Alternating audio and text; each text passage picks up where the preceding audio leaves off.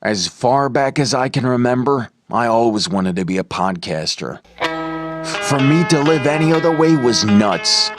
To me, those goody-good people who worked shitty jobs for bum paychecks and took the subway to work every day and worried about their bills were dead. I mean, they were suckers. They had no balls. If I wanted something, I just took it. I ran everything. I paid the bills. I paid the host. I even paid the masked maniac. Everybody had their hands out. Everything was for the taking. We always called each other good fellas. You would always hear from somebody. You're gonna like Don Tony. He's alright. He's a good fella. He's one of us. But if you're part of my crew, nobody ever tells you they're gonna get rid of you. It doesn't happen that way. There weren't any arguments or curses like in the movies. See, your haters come with smiles. They come as your friends, the people who've claimed they care the most for your life. And now that's all over. And that's the best part. Today everything is different. There's lots of action. I don't have to wait around for everything like everyone else. Oh, I didn't get the vaccine? Fuck you, vaccine me. Oh, your delivery guy has COVID? Fuck you, feed me. Right after I moved here, I ordered egg noodles and ketchup, and I got spaghetti with meat sauce. I'm no longer an average nobody, while they get to live the rest of their lives like a bunch of schnooks.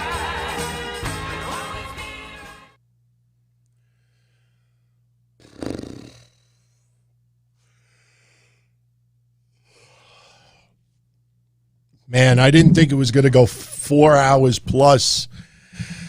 Oh, boy. Oh, boy. I'm going to say something right off the bat. I know it's a little bit unfair, and I really, really know that this is kind of a messed up thing to say. Because you know how I have been for the last 17 months.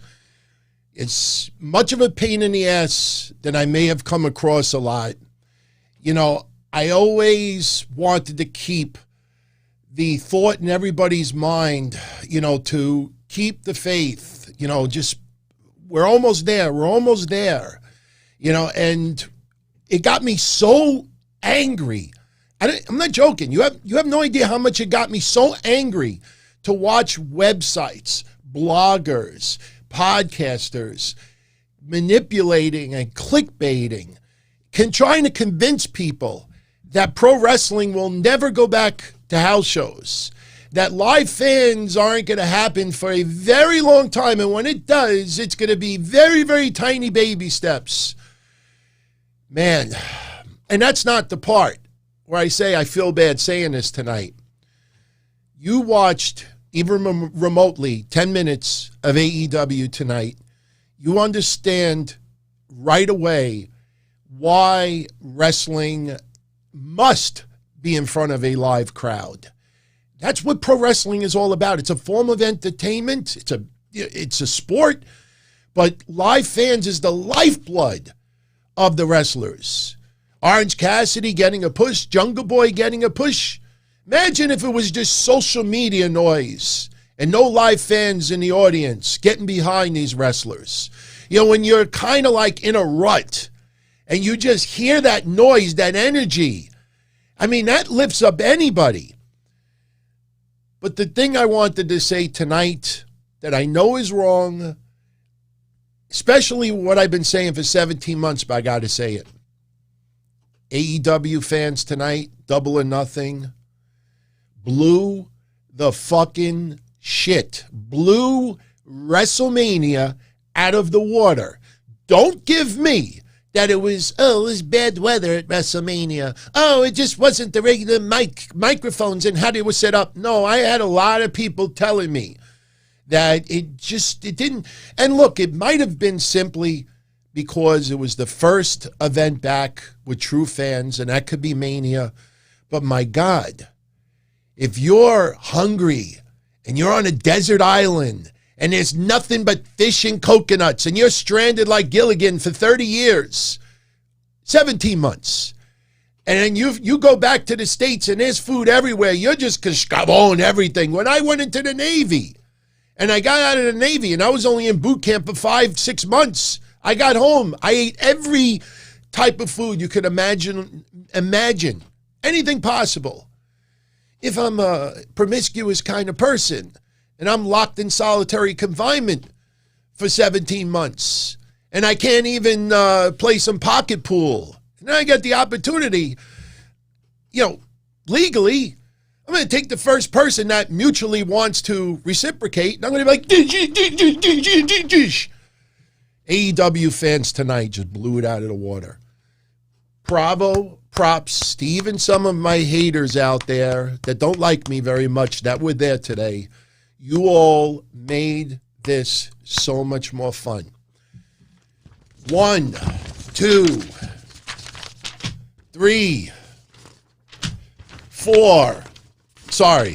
1, 2, 3, 4, 5, 6, 7. All these notes that I took tonight because it was worth it. Give you a little bit of a pictorial display. I took all of these goddamn screenshots while I was watching this pay-per-view today. I tried to give everybody a little bit of a pictorial highlight of what you got today. You could see everybody in the crowd was loving it. This is highlights. This is everything I put together tonight. I'm not saying this for accolades. This blew me away on how much fun this was tonight. To feel a little bit of normalcy, to see these live fans. Maybe there was only one outcome tonight. Yeah, and you're kind of looking at it on the screen right now. We probably weren't thrilled about, it was that one. Yeah, it was that one. I mean, was that really necessary? I know some people are going to say, well, maybe with Ogogo losing, he actually wins. No, I don't think that was necessary tonight. And by the way, that was not a real snake that, Miedo threw against the wall. And I'm going through these pictures fast because there's like 60 of them. It's like 60. And yes, that was an awesome moment with Tony Schiavone. Oh my God, Sting, diving, 62 years old. My God, I hope I can do that when I'm 62 years old, running away from the mob. But what a fun pay-per-view. What an absolutely fun pay-per-view. Is it my favorite pay-per-view of all time? Absolutely not. But from beginning to end, it was just a phenomenal pay-per-view. And, by the way, let me pause this for a minute. Remember when I told everyone on Friday that I expected most of the Inner Circle versus Pinnacle Stadium Stampede to be pre-recorded? About 3/4 of that was pre-recorded. If you want to know the precise moment when they went live, I'll show you right now. It was right about, it's coming up. Not yet. Oh, we're almost there. That was pretty cool highlight. Conan making an appearance. Shad Khan making an appearance. Okay, right here. Right there. When Chris Jericho stapled the piece of paper to MJF's head, and when he threw MJF through the plate glass door, that's where they said cut. And that was the end of the pre-recorded segment. When Jericho pulled MJF outside the door and MJF was bleeding, that was the first part of the live match tonight. Nobody complained. I certainly didn't complain. It was phenomenal. I mean, when you have all these cuts going back, having these brawls, you can't. It's impossible for it to be smooth and fluent. They did it in segments, and they did spectacular job tonight. What is it? Was it as good as Stadium Stampede 1? I don't know. They just two totally different situations. Stadium Stampede 1 happened such a short time after COVID, started to wreak its ugly head. So, we were really in uncharted waters. But man, I loved it. And me, how I am. I love editing, production, hard work, splicing things together, making it seamless. And they did a fabulous job tonight making it seamless. So I know with the pictorial highlights I just showed you, it kind of gave away the results of every match tonight. But, most of you out there, I'm sure, have seen the pay-per-view. If you haven't yet, I think you should go out of your way. And there's nobody tonight that should be criticizing that pay-per-view. Anybody that's doing that is doing simply for this. Seriously. Just stay away from that noise. You know what? This is a little melodramatic, but I got to agree with Master Bird. The crowd was the biggest comeback in wrestling. And by the way, I put a little purple lighting today for since Double or Nothing had a little purple theme to it. By the way, I got to give a shout out to Rick, and hopefully I don't start screwing this up. See, now I'm messing with it. These things are like $150 in the store, and he sent me 2 of them so I can actually have some fun with the lighting on the shows. I haven't gotten the stands yet, so I got it kind of like laying around, but just to show you like look, I just turned it on. See the difference? So I'll be able to tweak the lighting a little bit more, but tried to do it even with the words tonight. You could see a little purple theme to it. I know we're not doing the pay-per-view themed overlays like before. Most people said it's not needed. You just wanted a good show. So I'm going to try to give you one. But crowd was phenomenal tonight. And listen, I go back a very long way with wrestling. And I go back when the ROH bots was like a new thing. The ROH bots. A lot of you have no idea what that is. Happened in Impact Wrestling when they first were in Orlando back in the early 2000s. The ROH bots more than anything, because I remember wrestlers. I don't know if Matt Hardy said it once, but I know back in the day, a lot of wrestlers used to say that a lot of these Ring of Honor fans start chants to try to get themselves as like part of the show. And I know on surface that kind of like sounds the right thing to do, but they would go into business for themselves and they would chant things, and I used to laugh. In fact, that's how we came up with the Yaki Ka thing at the time. You had fans that would sit in the audience and try to start a chant to get everybody else to do it. And you would see these goofs, if you paid attention to the crowd, you would see these goofs that would do a chant. And then if they were like heterosexual, you could tell they're single. They look at like the women sitting down the row, like thinking that they're going to start chanting also. And they try so hard. And the ROH bots would used to do it more than anything else. Yaki Ka, Yaki Ka, Yaki Ka, Yaki Ka, Yaki Ka. But meanwhile, these goofs, their tits are jingling like this, and I'm not even talking about females right now. I shouldn't talk. I still got flab. But tonight, there was no chance simply to have chance. These fans were having the time of their lives. I've always said, we live in a free country where individual responsibility is so important. If I'm going into a bad neighborhood that has a lot of crime and my car gets stolen or I get carjacked and it's a really bad neighborhood, I can't act surprised. Hey, you shouldn't have went into that neighborhood. If I'm not supposed to drink and drive and I decide to have 10 cocktails and I get pulled over or I have a car accident and I screw up my life, I'm only going to blame myself. If we're getting towards the end of COVID, and I didn't get vaccinated yet, and I don't wear a mask, and I go right into people's faces, AEW, AEW, AEW, and I get COVID, well, guess what? That's my individual responsibility for being careless. If I get it from someone else and I wasn't taking precautions, nobody forced anybody to go there today. The masks were optional. If you felt uncomfortable, you wear the mask. You felt uncomfortable, you stand in a corner. You stand in a corner. So everybody there was there because they wanted to be there. They chanted what they wanted to because they felt it. And it was phenomenal. Absolutely phenomenal. The crowd made it so much more enjoyable. Yes, I know, Chris. You can't spell Double or Nothing without D-O-N. Don Tony. My favorite Don movement, I don't have the video here tonight. But you remember when WWE was in Saudi Arabia and somebody wrote Don Tony fan club and the sign was confiscated? You go back to that day and you do the social media search, it's pretty funny because it started spreading everywhere like Tony, what's that all about? And a few people that legitimately hate my guts couldn't accept the fact that one of my listeners was in Saudi Arabia, Abu Dhabi, whatever, and drew a sign for me. And a few of them were like, oh, no, that was a tribute to AEW and Double or Nothing and Tony, because Double or Nothing was coming up like a month later or something. So the DON was for Double or Nothing and the Tony was for Tony Khan.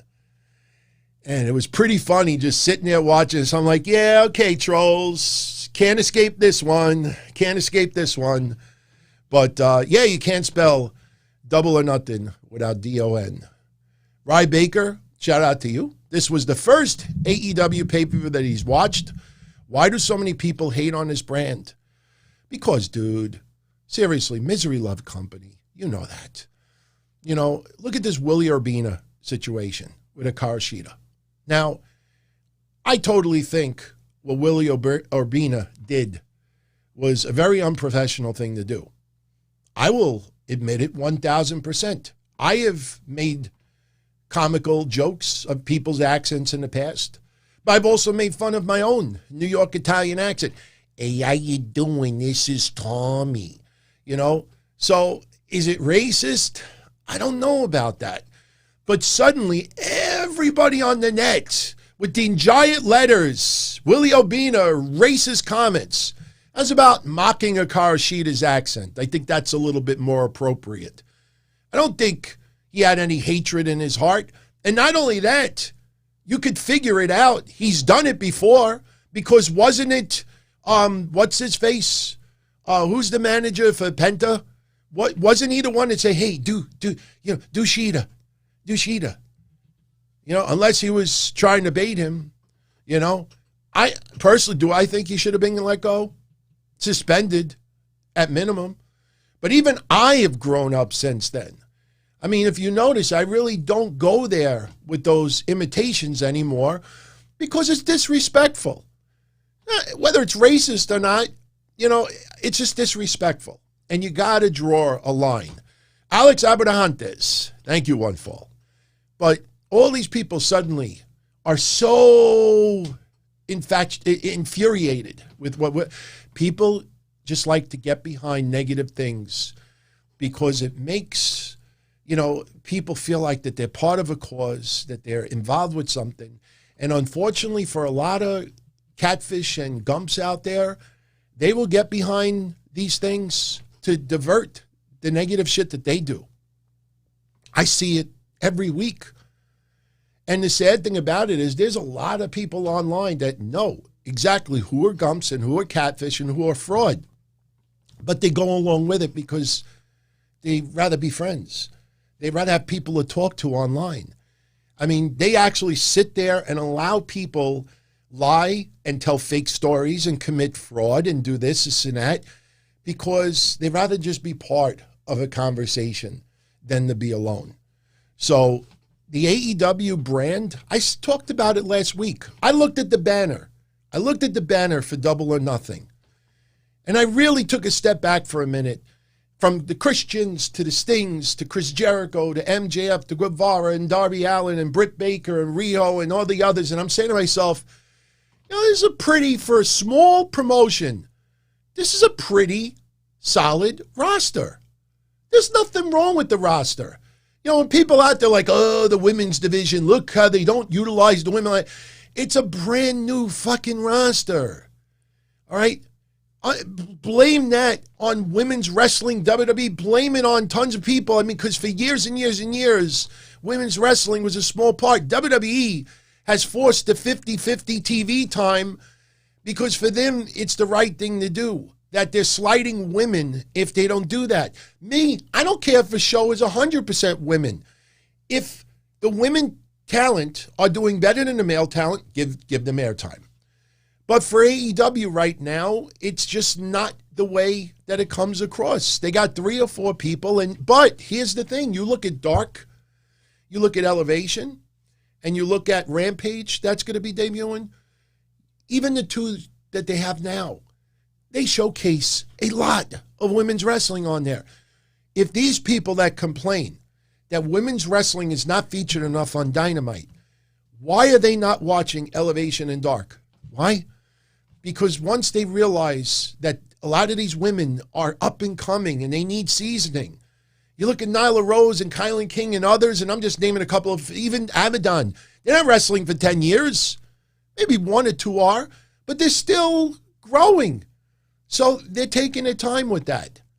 It's just the way wrestling is. But people out there, if once they acknowledge that, then they have nothing else to complain about. There is absolutely nothing wrong with the talent on AEW. Yeah, the referee stuff is a little bit ridiculous at times. You watch Britt Baker versus Shida today, and the referee catching stuff all throughout the match and acting like, oh, what's going on? And don't insult my intelligence that much. I mean, I understand suspension of disbelief. I grew up as a kid in the 80s, especially. Even in the 80s, because I became a fan in 79. But I was a little kid in the 80s watching wrestling. I can't tell you how many times in my TV screen you'd have a heel, whoever it is. One of my earliest, Ray Stevens, choking somebody.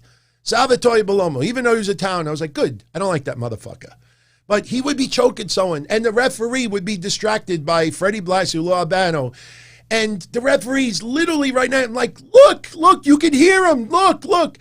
I would yell at my TV, and the referee would never turn around. When I used to go to Original Grove Arena, you see heels cheat, and the referee just happens to look the other way, and everybody, including me in the first couple of rows, yelling to the ref, look, and the referee would act like he didn't hear you. It's been going on for decades and decades and decades. As I get older, now I'm like, don't insult my intelligence that much. But there's no reason for people to complain. And like I said, you look at some of these people online, and the most ridiculous people. You know how I know AEW is a very good product? Sure, it's got its quirks, no question. And sometimes it's sloppy. And sometimes you reward your backstage corporate employees that don't deserve the airtime that they get. I get that. I complain about that too. But when you know AEW is good, I use Impact Wrestling for an example. Even though Impact is good right now, I'll use Impact as an example. I'll use Ring of Honor as an example. Impact Wrestling is on Thursday night. You don't see any of these goofs tweeting to the world, oh, Impact is on. I'm going to go watch paint dry. Or if Ring of Honor is on TV. Oh, Ring of Honor is about to go on TV. Time for me to walk my dog. They don't have. All these jokes. But when AEW goes on TV, they got to tell the world week after week after week, oh, AEW is on. Time to watch Trump, even though I'm a Democrat. You know what I mean? Like, they always got to tell you, because there's a bunch of people out there that also feel that same way. And they all think like, yeah, you told them. You got them. Good one. LOL. LMAFO. LMAFO. Exclamation point. Emoji. And it's cute until you're 16 years old. That's when you know AEW is doing pretty good overall. When people have to watch with a fucking microscope that Riho and Serena Deeb had an awesome opening match tonight. Awesome opening match. And because it was one tiny little spot where Riho fumbled a little bit, these fucking people had to botch already on social media. There's people out there with social media accounts that all they do is complain about botching. These people, if you take away that stuff, they have nothing. It's all to feel like they have a purpose. And that's why, like I say, I'm very unpopular on social media. And like I said with my mug the other day, I don't give a shit. I enjoyed the pay-per-view. I enjoy all of you that are here with me tonight. It's 12:30 in the morning, and I know it's Memorial Day, and obviously most of us are off for the holiday reasons. We can't forget the actual reason why we're off. So yes, I could sleep a little bit late tomorrow, but you don't invest this much time and effort on something simply because it gets you hits. You know what I mean? It's very easy for people to write the 320 character insult. But when you see all of you out here 1 o'clock in the morning doing 7 pages of notes, preparing 60 pictures and doing a recap, it's because I'm enjoying what I'm seeing. And I enjoy doing this with all of you as well. Jay Carlos, thank you very much, my friend. Much love, much love. I thank you so much. And, it's gentlemen like him and everybody else that tunes in. You keep me going. Now, you need to forgive me for 1 second. It's freaking hot in here.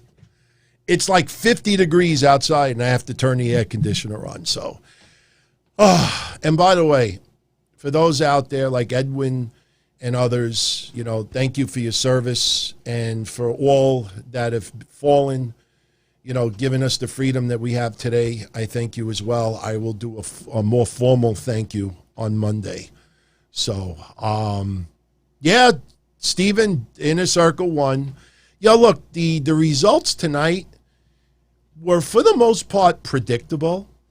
I think the one match, and trust me, I not only seek out all my friends and family out here that are commenting throughout the night, but I go and seek what the overall vibe of some matches are.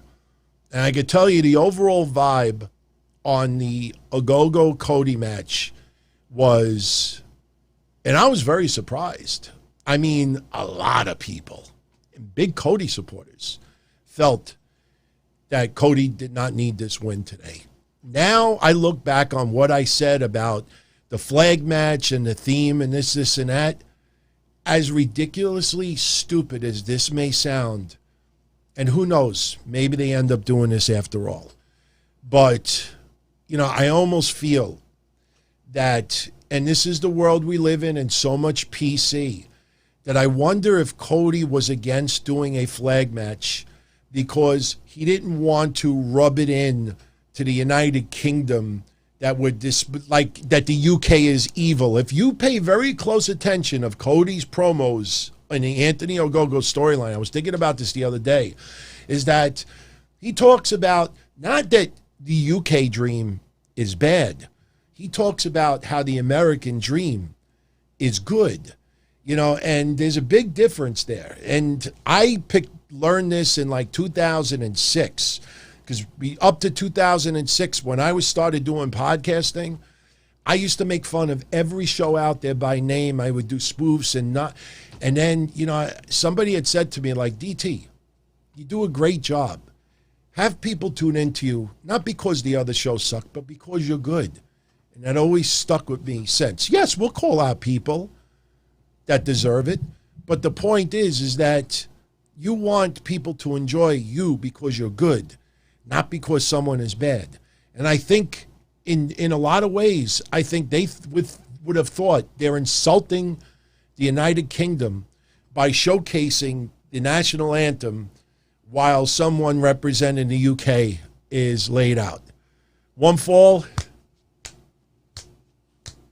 I thought Anthony Ogogo did very good tonight.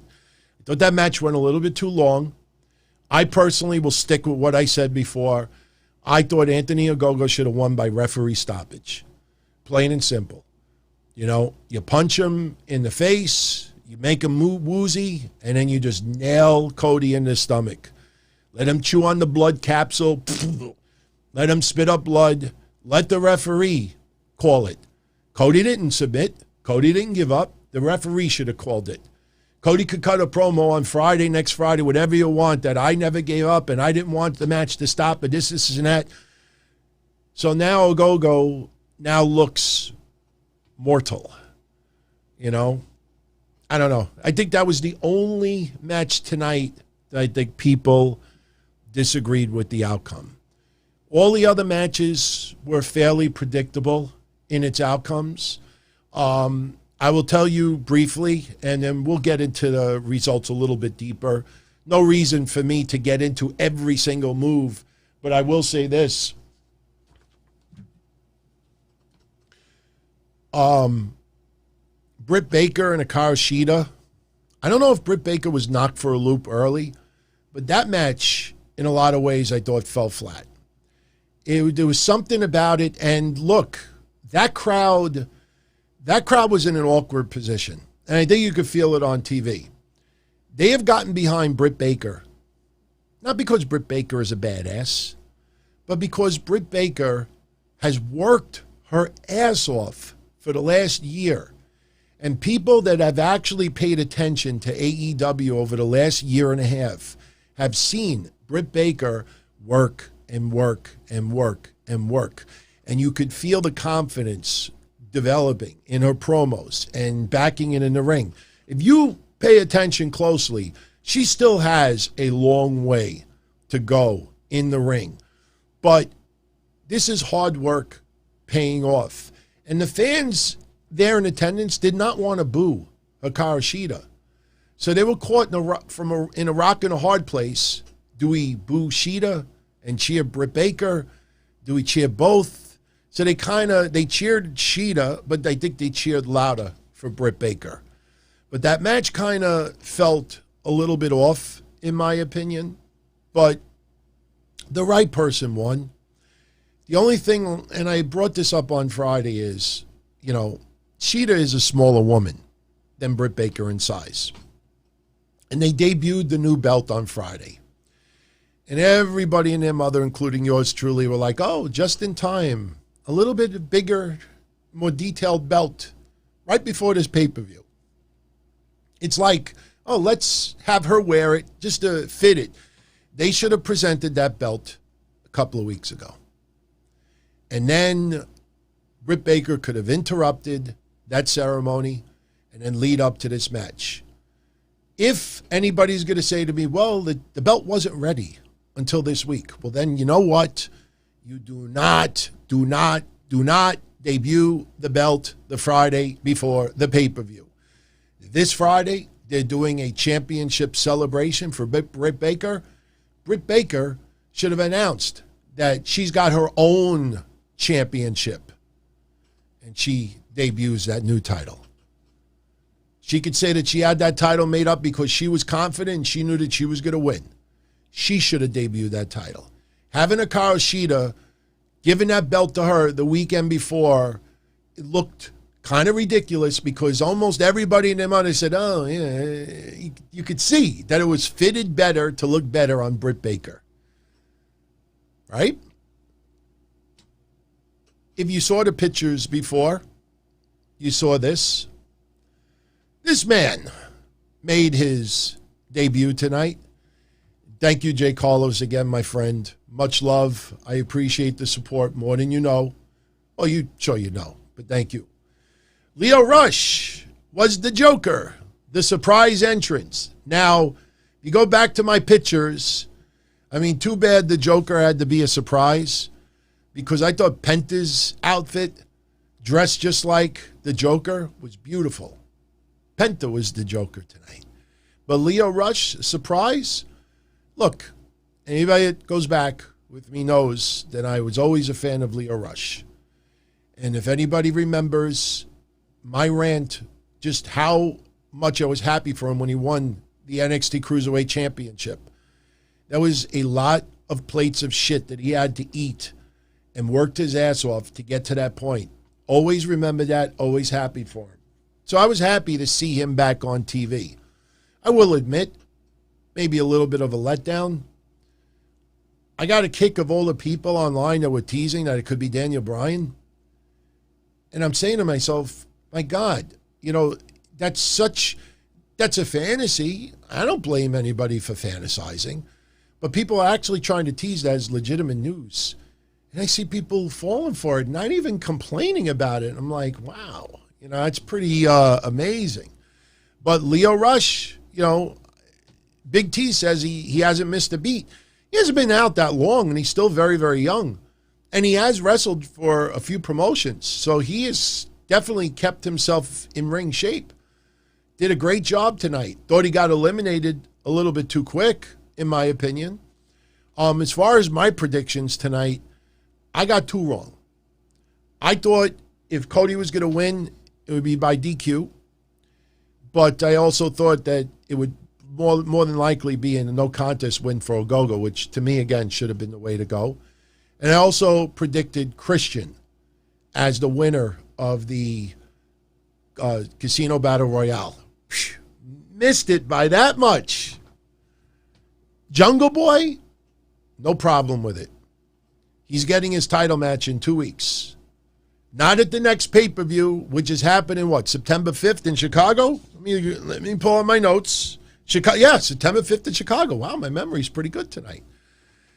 The next pay-per-view is September 5th in Chicago. Now, I know what some of you are saying, wait a minute.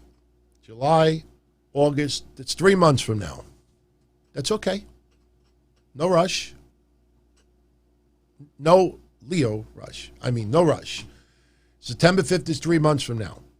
Now, for all of you out there that do go to Chicago, that live around Chicago, and if you might remember, it was about 1.5 years ago that we were all planning a get-together in Chicago for AEW. What was it, Allin? I think it was Allin.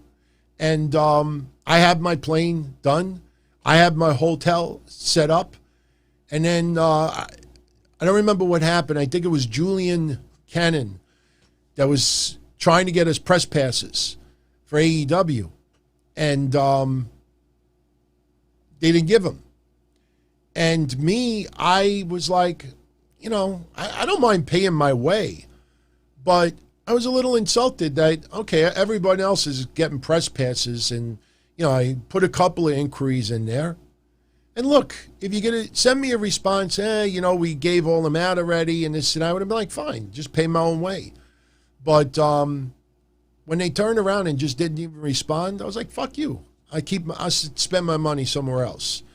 So I got to talk to everybody to see if everybody wants to get together for Chicago, because I'm all for making a trip down to Chicago for a few days.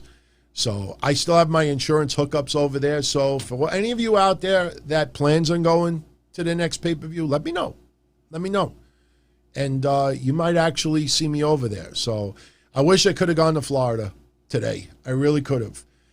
Just too much planning, too soon. Plus, in July, I'm going away for 5 days. And I just can't take 2 vacations in that short a time. So Mark Henry tonight, guest analyst, a lot like what Big Show is doing. I tell you, I don't know if anybody thought about this tonight. I keep thinking about that segment where, was it Randy Orton that belittled all of the legends backstage? And I'll never forget Mark Henry rolling down the thing with the scooter. And yes, he had some surgery and had to keep some weight off of it. Was it Randy Orton that time? Now look, it wasn't his fault because, he's just doing his job. And look, the wrestlers, they all took part in the segments. It's not like it was a shoot. But I tell you, look back on that, I can't help but to think, if I'm Big Show and I'm Mark Henry, and the amount of years I put in that company, especially that we're not even in Thunderdome yet. I don't think Thunderdome was around yet. And there's no crowd reaction. There's no loud "you suck" chants because the building was empty.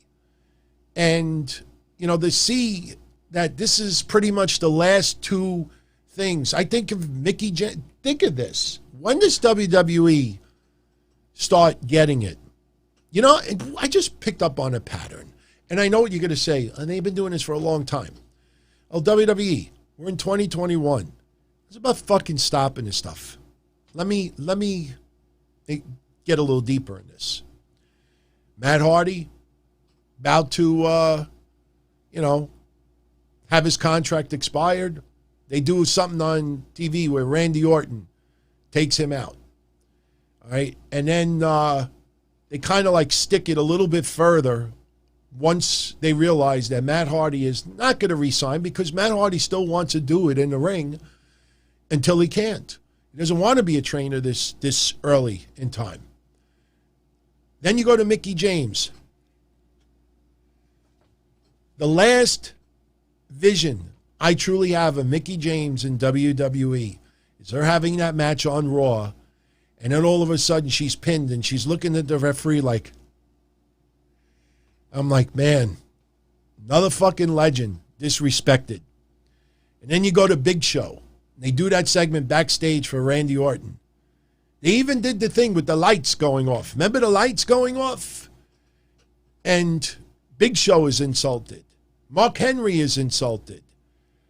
I mean, you know, you just look at it and it feels like when WWE realizes that they're going to let somebody go or somebody is not going to re-sign, like, why do we have to have the last moment pretty much of them on WWE television as some type of belittling, insult? So, I don't know. It just, to me, it didn't help Randy Orton's character in any way.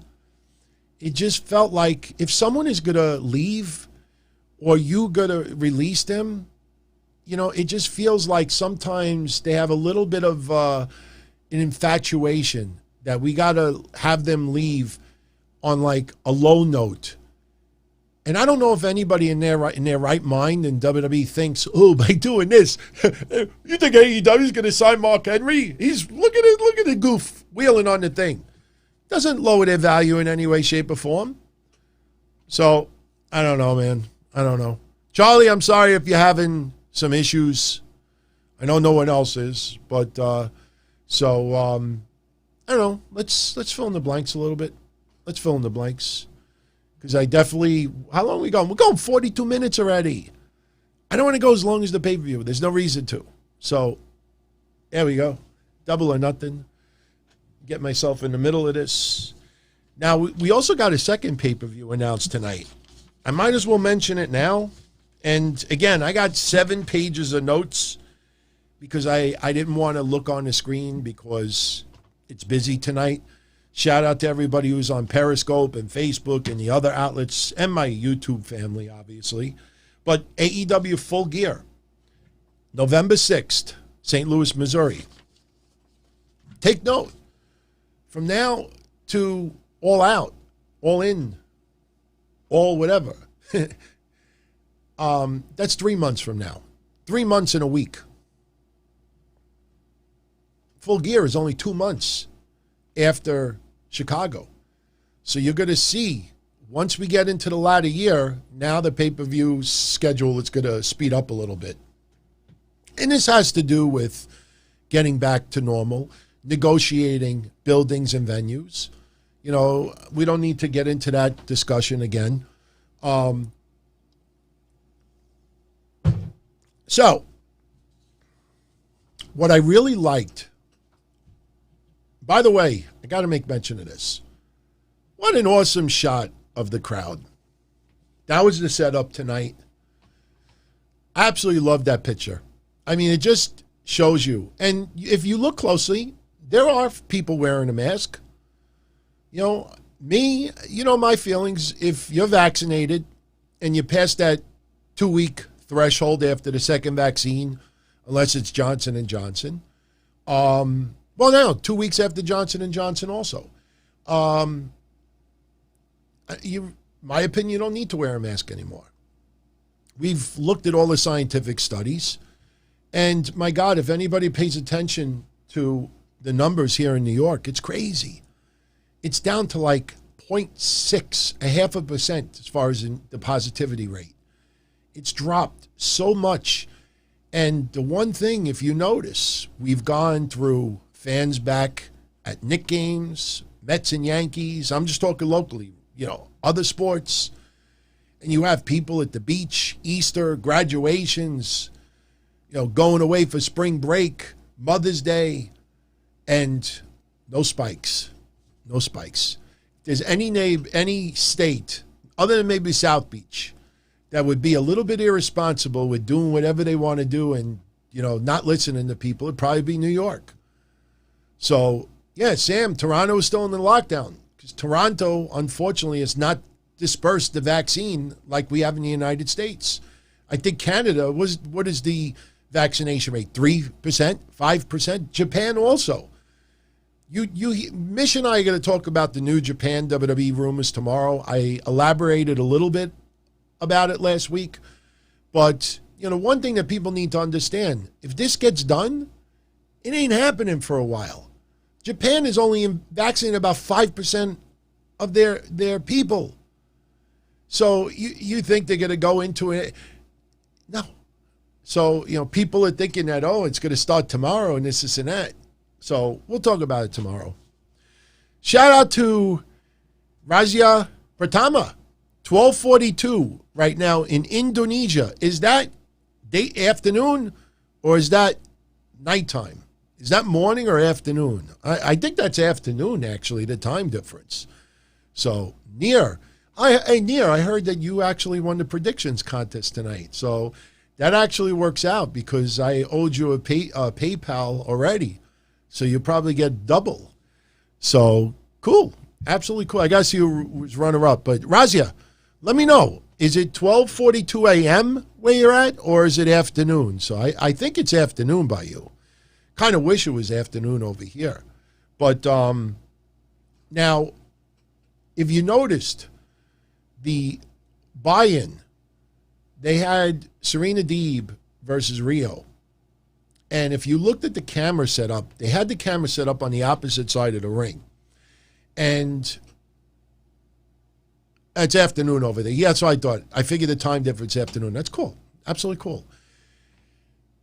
I don't know if Daly's Place had a section for unvaccinated people. I don't know if they were requiring proof. I know DeSantis in Florida, things are handled differently. But if you notice, there was one side of the setup that the fans were pretty far back and higher. If you watch the match with Riho versus Serena Deeb, the way they had the hard camera set up, if you looked at the people behind them, they were pretty far back and it was elevated.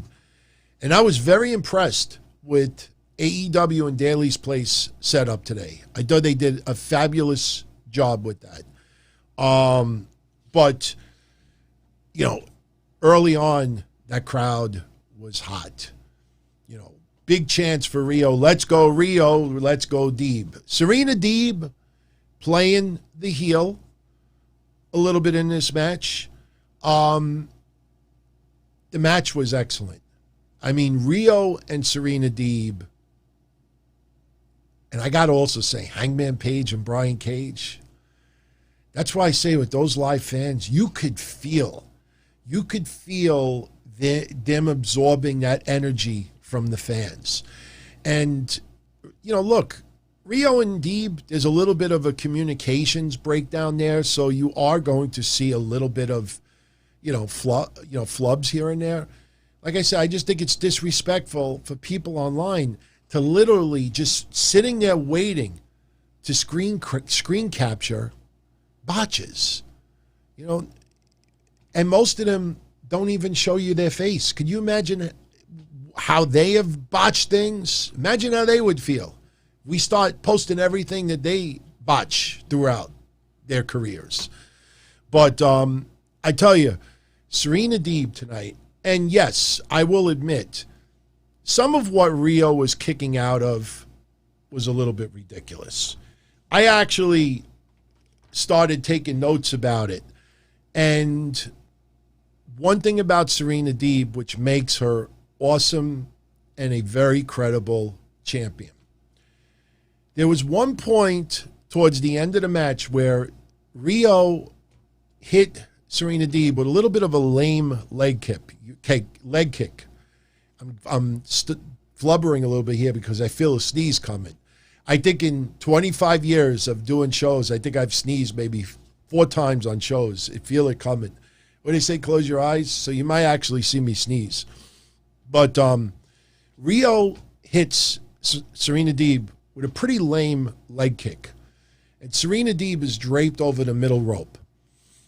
And Riho is climbing the rope, I guess as fast as she could. And I'm looking at Serena Deeb, and she's just rocking over this rope, looking up, looking down, looking up, looking down. And I'm like, wow, this looks kind of lame. But you see, this is where Serena Deeb, what makes her a veteran and a professional.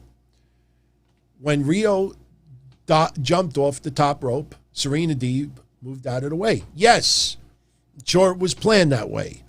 But even that spot, she knew that across TV, just laying out there like a goof after one tiny lame leg kick, she moved out of the way. She trolled her, teased her. But, towards the end of the match, we had a dragon screw by Serena Deeb into a twisting neck breaker that would have destroyed anybody in a match for a 2 count.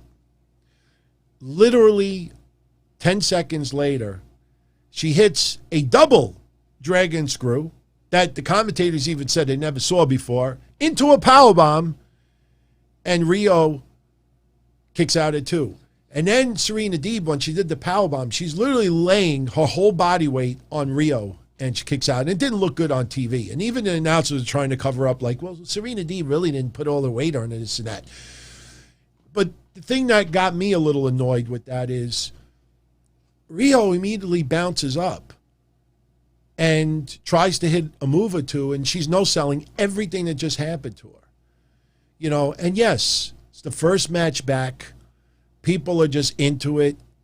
You let it go, and I'm willing to let it go as well. But it got a little bit, little ridiculous. And then Riho was a little bit busted open in the mouth, if you saw her. But Riho with the attempted Samanto, reversed into a crab by Serena Deeb, and Riho grabs the rope for the rope break. Funny that we see a rope break in AEW. But then we get the inverted dragon screw. Riho kicks out. So Serena Deeb, thank God Riho did not kick out after this. Serena Deeb, I only have the chicken. But she's taking Rio's leg. Somebody's going to say, it's the same size as Rio's leg. She takes the knee and just bam, bam, bam, bam, bam. We're not going to do the chicken sounds tonight. She's just like 5-6 times whacking her knee against the mat. Then she puts the Serenity lock onto Riho. Riho taps out. It's the way it needs to go. Personally, with the feud going on with Camille and Thunder Rosa, I would not have had that match for this pay-per-view.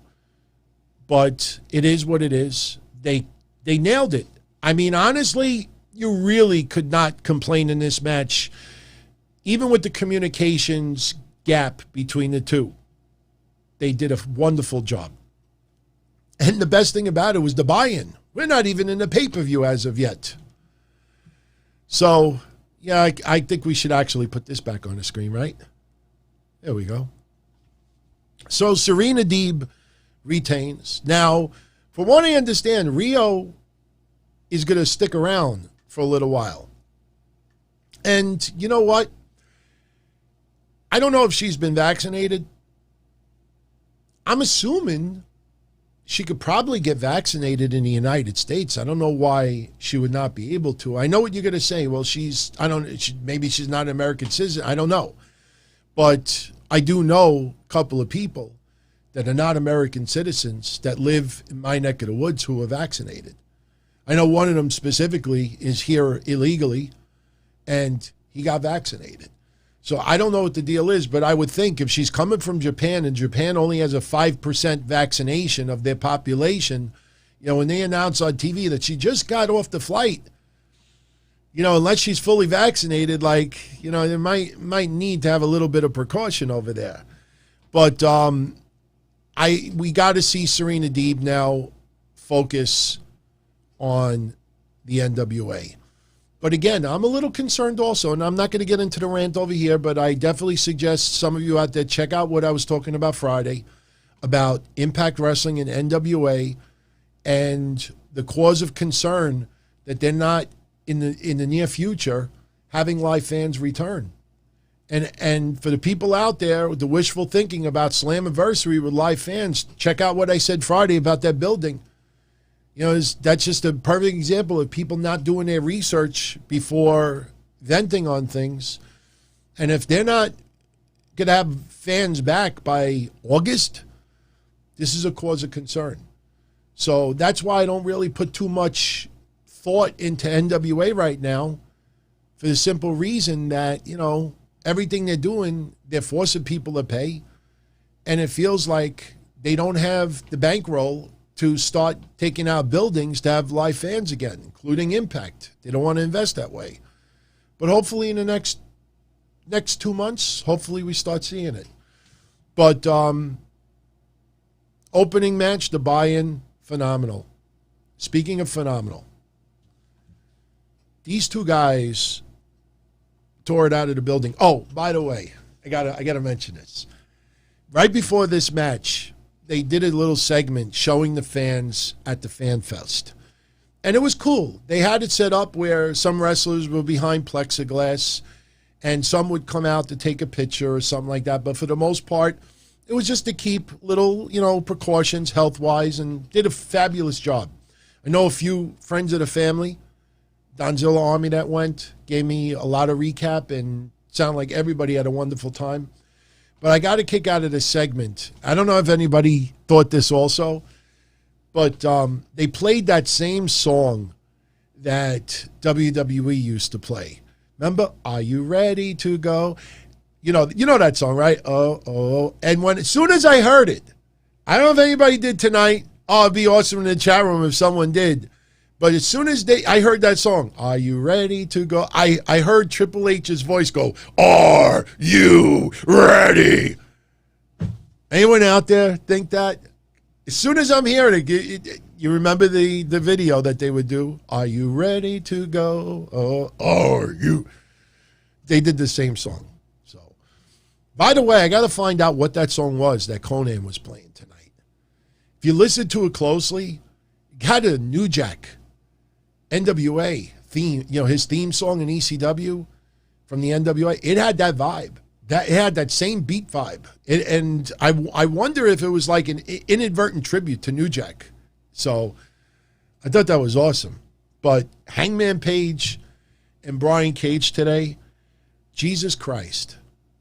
I mean, thank God that Hangman Page was okay to have the match. These guys did some wild shit. You had Hangman Page do his patented moonsault from the top rope outside the ring onto Brian Cage. You had Brian Cage do the Hurricanrana outside the ring onto Hangman Page. Loud chants from the fans. Cowboy shit, holy shit, you're shit. They just ate it up. These guys tore the house down. There was one funny point where Brian Cage was sitting on the top rope and Hangman Page climbed the rope and they were brawling a little bit. And Brian Cage just dumps Adam Page off the rope. And I don't even know what it was, but it looked a little bit like a botch. And Taz is like, that'll do. It was pretty funny. And I know some of you out there do not like Taz on commentary. I think Taz is funny. If you remember, if you go back to with me to the early days of Wednesday Night Dynamite, you heard me every week saying it over and over again, AEW, sign Taz. Put him on commentary. Sign Taz. Taz is a big asset, and he's entertaining. And the most part, the best part about it is we don't hear that old stuff from SmackDown. And I'm sorry for bringing it up again, but for some reason people laugh when I do it. When Taz when he was with Michael, whoa, whoa, whoa, whoa, whoa. Oh my God, that was horrendous. But towards the end of the match, Hangman Page with an F5 for a 2 count, which I thought was pretty cool. Interesting to see some people doing some finishers of some wrestlers of today. I still don't know how I feel about Britt Baker doing the curb stomp. Because I remember back in the day where, was it Jack Swagger started to do the ankle lock? And I remember, not Jack Swagger's fault, but I remember the net getting triggered over it because they felt Kurt Angle was still an active wrestler and shouldn't be doing the ankle lock. And if I go even further back, I always thought that people early on were a little bit pissed off that Kurt Angle was doing the ankle lock while Ken Shamrock was still an active wrestler, not in the WWE. You know, that's one thing back in the day that, you know, you really try. And I'm trying to remember who else it was that to this day, like, I don't remember whose finisher it was. I don't know. I think it was maybe, you know what? I think Steve Austin. Steve Austin might have done the diamond cutter or some variation. No, it was Triple H. Triple H did some variation of the diamond cutter. And the story I think that was told was that Diamond Dallas Page, through someone, I guess, you know, didn't want him to do it, or maybe Triple H, you know, asked him and he changed his move. I think that's the story. But, yeah, Big T, I remember Swagger. I don't remember too much Kurt Angle towards Ken Shamrock. I think Ken Shamrock bitched when he was in NWA TNA because he's like, I'm not officially retired yet, and why, you know, this guy using my move? I'm pretty certain. I mean, for me to remember that, it probably happened. Yeah, Triple H did the move. DDP asked him to change it. So Triple H started to do the pedigree. So, but towards the very end of the match, we had a slam powerbomb into a buckle bomb. A lot of power moves onto Hangman Page. Only for a 2 count. But these guys killed it in the ring. They had to tease now the split up of Brian Cage and Team Taz. Expect Brian Cage to throw that FTW title back at Taz and no longer be FTW champion.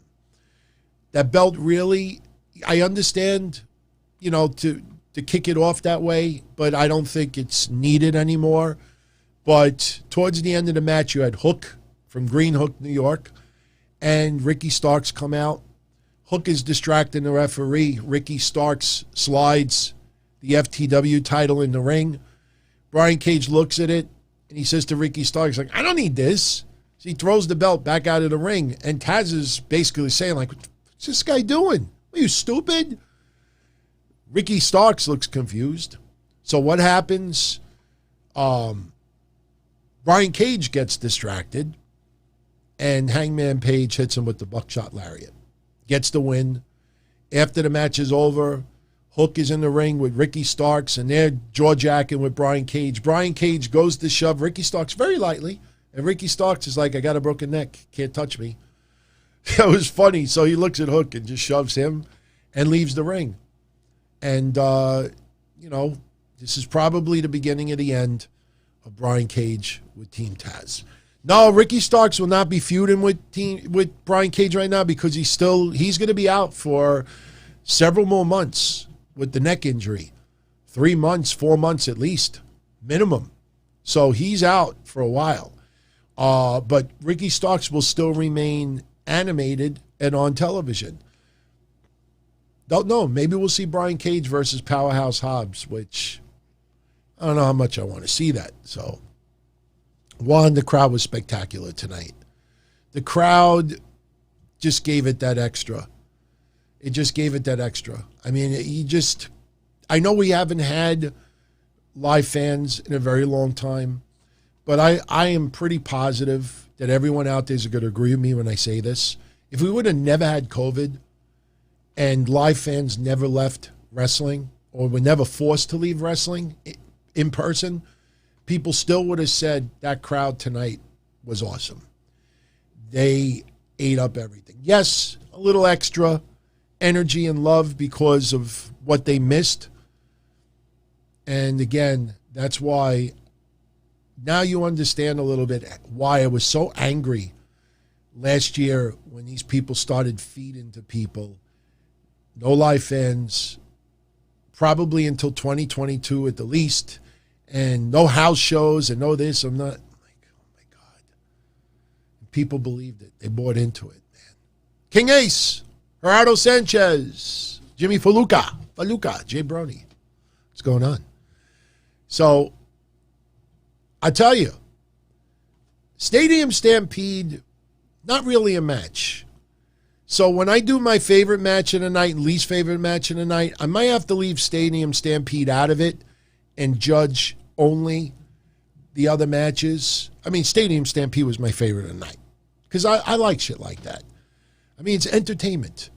You know, I don't need a 5-star match in the ring. Entertain me. If I'm entertained, that's all that matters. I used to go to shows and watch, I brought this up before, watch Al Snow and Raven do Gaga for 30 minutes, 40 minutes, and go home absolutely happy. And then there's a point where you sit at home and you're like, these guys didn't do nothing. I mean, when you realize when you train and you actually like take like bumps and run ropes and stuff like that, and then you think about their match like, these motherfuckers did nothing. But for 40 minutes, for some reason, I was entertained to the maximum. So I don't need 5-star matches. Entertain me. And that's all I need. So I haven't thought about it yet. But right now, my spur of the moment thinking, I think Hangman Page and Brian Cage may be my favorite match of the night outside of that. And trust me, there's not too many other choices that are far behind. I mean, the Young Bucks versus Jon Moxley and Eddie Kingston. The more I think about it, man, these guys tore this shit up. This was, and it's sad, it's kind of wrong to have to compare it that way, but no. The more I think about it, these guys tore it up.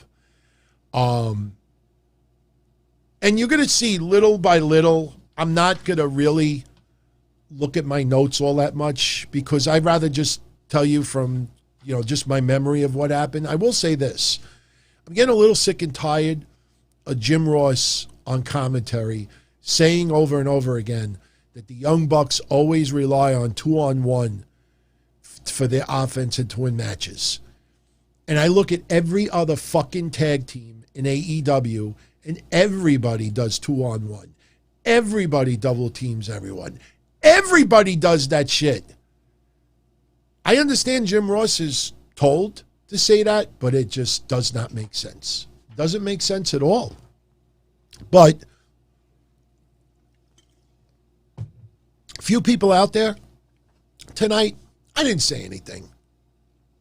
I realize I'm an old fart, but there's a lot of people out there that had no idea the jersey that Eddie Kingston was wearing tonight. That is from the Bad News Bears from like 1976. That is an infamous movie that me growing up loving softball. I enjoyed that movie growing up. Bad News Bears. That's what that jersey was. Mox, Kingston come out through a side entrance. You know, I think Mox had a little tribute to the Sandman for a minute, grabs a beer, takes a slug, and smashes it over his head a couple of times. Eddie Kingston with the sneakers, throwing some chairs around, doing the 1981, 81, or 84. No, 84. What am I saying? The 1984 classic, the remake of Wild Thing. A lot of people out there still want to insist that it was the Major League. Yes, it is the Major League version. But we heard that shit in 84, 5 years before it ever debuted on Major League. But, yeah.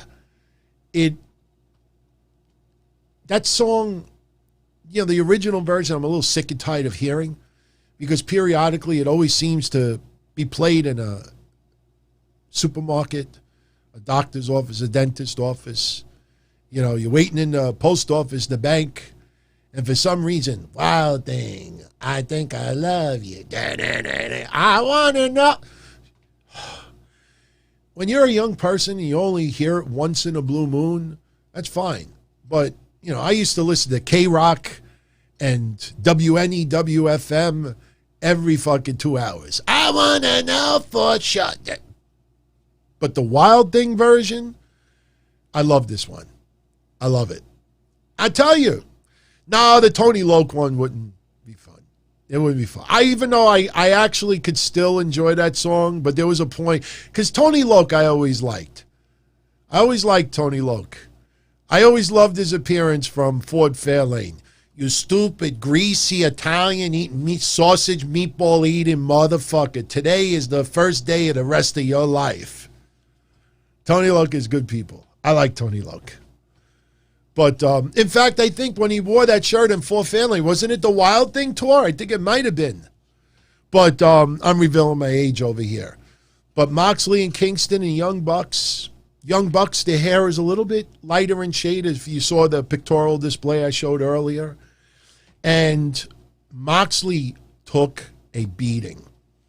Early on, before the match even started, the Young Bucks come out to the streamers, and Moxley and Kingston attack him from behind. And there was a funny point where Tony Schiavone even said that he hopes Moxley shoves the streamers down the Young Bucks' throat. I mean, a little vicious. I mean, a little too overly vicious towards the Young Bucks. But then you had Cutler. He's spraying that spray. And I got news for you. I don't know if anybody noticed this before, but, you know, if anybody ever did Little League, like I did when I was younger, even in high school, I tried out for baseball in freshman year in high school. They used to have the cans of cold spray. Any of you out there when you were in Little League, did you ever, like, if when the coach wasn't looking, like you grabbed some of the cold spray and you like spray it on your arm, you spray it on yourself? And I used to love spraying that shit, and that shit feels good. Especially if you're doing stuff in the summertime and it's blazing heat and you spray it, but you got to be careful with that. And I never sprayed it on an open wound. Something tells me that probably burned a little bit for Moxley, because Moxley, you know, obviously, you know, started bleeding. And right before that, he got sprayed in the face from Matt Jackson. And, you know, right in his face. And you know how Moxley is, man. Moxley, going back to the hardcore days, I'm not comparing myself to him in any way, shape, or form. Please do not misconstrue it this way. But for anyone out there that ever watched any of the indie stuff that I used to do, even though it was bad, you've heard me say this many times over the years. When I had the bottle broken over my head and then put through, well, smashed with a chair and then put through a table with about 1,000 thumbtacks, there was something about it that I just loved every minute of it. And there's a lot of infamous photos with thumbtacks in my ears, my head, my hands, my back, my neck. And I posed for a couple of pictures. It was actually Louie's idea. Louie's like, don't take them out yet. Take some pictures. Took close-ups of my head, blood coming out of my head. I loved every minute of it. Didn't feel all that great, but it was such an adrenaline rush. I can't explain it. I absolutely loved it. Louie's still around, wrestling. Anyone, you know, if any of you are friends, ask him. I absolutely loved it. So I pictured this guy taking some of this crazy-ass abuse and loving every minute of it. It's just something you can't describe, man. But, you know, watching Moxley getting sprayed all over his face, even if he closed his eyes and then bleeding after, you got it. That spray is soaking into your skin. That had to have hurt a little bit. Had to have stung a little bit. But these guys tore it up. And towards the end of the match, they're giving super kick parties to Mox repeatedly. And you could feel the crowd, you know, just wanted Eddie Kingston for the hot tag. Eddie Kingston was so goddamn over tonight. I tell you, Eddie Kingston tonight had a little bit more appreciation for. I enjoyed his work a little bit more tonight than usual. Max Caster is another one. Even enjoyed a little bit of Anthony Ogogo's work. But Matthew says AEW needs a hardcore championship. I don't know about that. Don't get me wrong. I like the idea on the surface. But it would just get so violent so quickly. I don't know if AEW really wants to go there. You know, when they did that match with Moxley and Omega, and even what we had a year and a half ago, I still remember when social media, the blue check marks, I feel very uncomfortable when they lifted the mat and we just had the wood and they were using props that weren't real, but people still, I feel very uncomfortable right now. I don't think this is something that AEW should have because they would give too much creative freedom.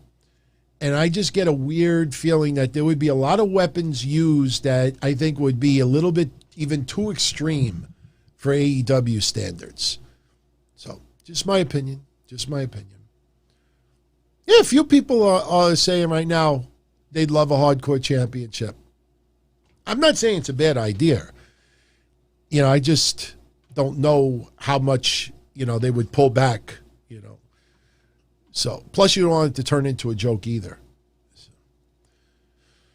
King Ace is asking me how am I feeling. All right. I'm going to get my results in a couple of days. Whatever it is, it is. You know, I don't really want to get into it over here. I'll talk about it maybe tomorrow, maybe once I get my results. But I've said before, there's a weird side of me that almost hopes that it does come back positive. This is why I get it over with now. I really don't want to go through another year wondering, you know, is it going to, am I going to get the CKO out of nowhere? You know what I mean? So we'll see. We'll see. But Eddie Kingston with the hot tag a couple of times, and this crowd fucking loved it. When Eddie Kingston was in NWA, I know a lot of you remember me saying over and over again, I got spoiled watching Eddie Kingston here in the Northeast for many, many years. And I can tell you that almost nobody on my neck of the woods ever thought that Eddie Kingston would make it to like TNA or, you know, in a big high-profile role because he never really fit the mold of a sports entertainer. You know, there's a few people that fall into that category, but he was so awesome on the mic on NWA, like people were forced to take notice.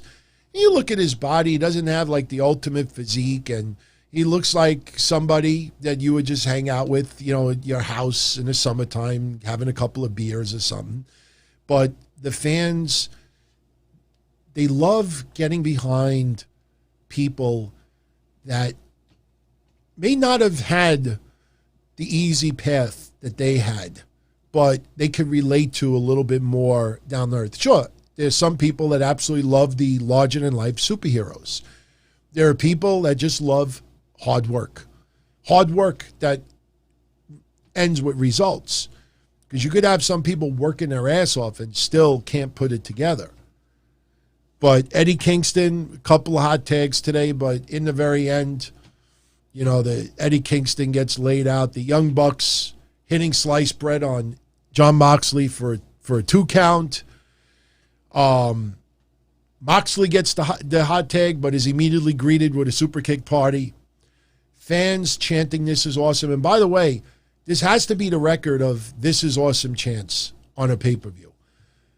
Because I honestly, I don't know if we heard "This is awesome" chants from Britt Baker and Shida. I know we didn't hear it from Ogogo and Cody.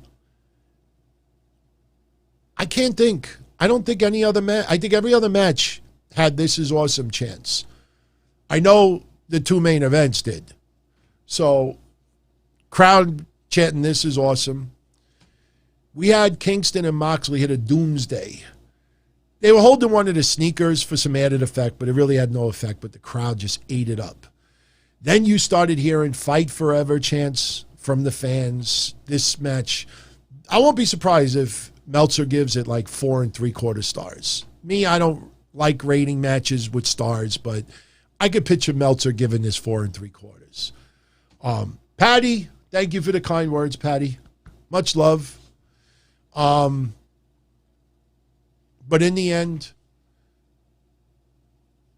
something that I hope Moxley does more in the future. I know we've seen it once in a blue moon, but I almost think we need to see it almost in, not in every match, but more. There was one point where they hit a bunch of super kicks, the Young Bucks, onto Moxley. I think it was Matt Jackson went for the pin. Moxley kicked out at 1. And I called it he moxed up. He hulked up. He literally kicked out at 1 and started doing this. And the crowd went nuts. They went nuts. And, they're just looking at Moxley. He's got this deranged look on his face. They hit a BTE trigger on Moxley. He doesn't go down. So what happens? They nail 3 more. So obviously after 4 BTE triggers, Moxley stays down. Moxley gets pinned. The Young Bucks retain. And, it was an incredible match. It was an incredible match. But Moxley hulking up like that, I know you don't want to overdo it. You don't want it to get too gimmicky. But let's also be honest. There's things that Moxley does that is a little gimmicky. I did get a kick out at one point. I'm sure you all saw it. That the Young Bucks almost tried to do the Shield slam. That I think Matt Jackson was picking up Moxley. And to mock the Shield, you had I think Matt Jackson picked up Moxley. And Nick Shield goes, ooh, like what Roman Reigns used to do. And obviously Moxley stopped that shit. They weren't able to do it, but a little shot at the Shield. But the Young Bucks retain. Now the big question is, who's next for the Young Bucks? I think we need to see a little more of Moxley and Kingston versus the Young Bucks. There's some feuds, there's some matches that are so good, rematches should be in order. They're not doing another pay-per-view for 3 months. So we're getting a lot of main event stuff on TV. I would do this again. I would do Page and Cage one more time. I think they both have a win apiece against each other this year. So I would love to see it happen again. Next, the Casino Battle Royale. Now, I actually took the time to list all the participants. I'm not going to get into every elimination, just a couple of quick thoughts from it. But Paul White was on commentary. So for those that did the predictions contest that chose Paul White, I apologize. Because Paul White, we knew was going to be on commentary, and there was nothing you could do about that. But, basically how this works is you got, from a deck of cards, the spades, the hearts, the diamonds, the clubs. And there's 5 wrestlers that represent each suit. And then a suit is randomly chosen. And whatever suit it is, the 5 wrestlers come out. And then you have the Joker. Surprise. So we get all the 20 wrestlers come out first, then the Joker. So the spades come out first, which is Christian Cage, Matt Sydal, Powerhouse Hobbs, Dustin Rhodes, and Max Caster. When I said Max Caster before, go back and Google when the Acclaim first debuted on Dynamite. Go back to social media that day. Go back to my show that night. Since day one, I absolutely love the Acclaimed. I've seen some of their work prior to coming to AEW Dynamite, so I know what I was getting in the ring. And I remember when they first debuted, everybody said, this is a garbage version of Thugonomics. This is horrendous. I mean, a lot of people have deleted their tweets by now. You should know that. But majority of people absolutely thought it sucked. Max Caster now, most people that are AEW fans fucking love his shit. When he got eliminated early today, the crowd was booing. Crowd was not happy with Max Caster being eliminated. I think if I was AEW, have the Acclaim turn babyface, not necessarily babyface, but let them focus on going up against heels. Maybe the Acclaim versus the Young Bucks is a feud that could develop. Just saying.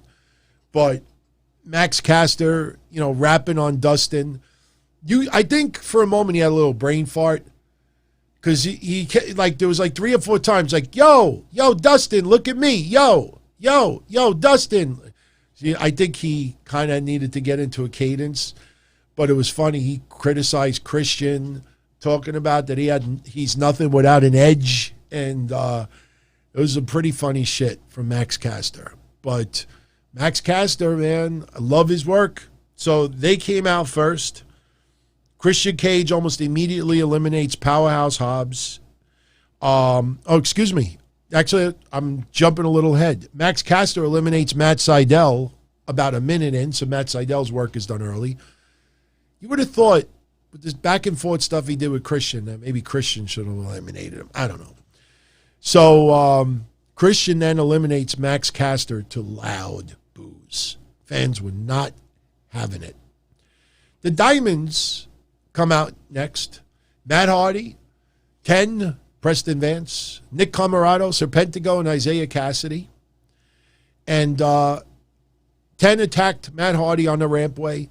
So Matt Hardy for a little while was laid out. We didn't know where he was, but he was not in a match for a little while. Comoroto attempted during the match to eliminate 10. So Dustin Rhodes dumps Comoroto over the rope, who was holding on to 10. So Nick Comoroto and 10 are eliminated by Dustin Rhodes. Powerhouse Hobbs then eliminates Dustin. And for a brief moment early on, we have Matt Hardy and Christian in the ring together. Crowd loved that little moment because of their history. If you remember Friday, we were hoping that we would get that moment as well. Oh, cool.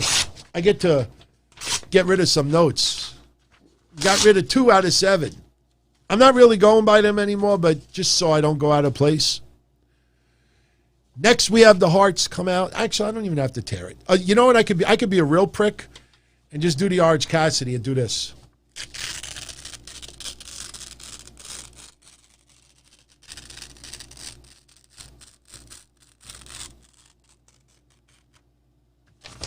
That was only a quarter of a sheet.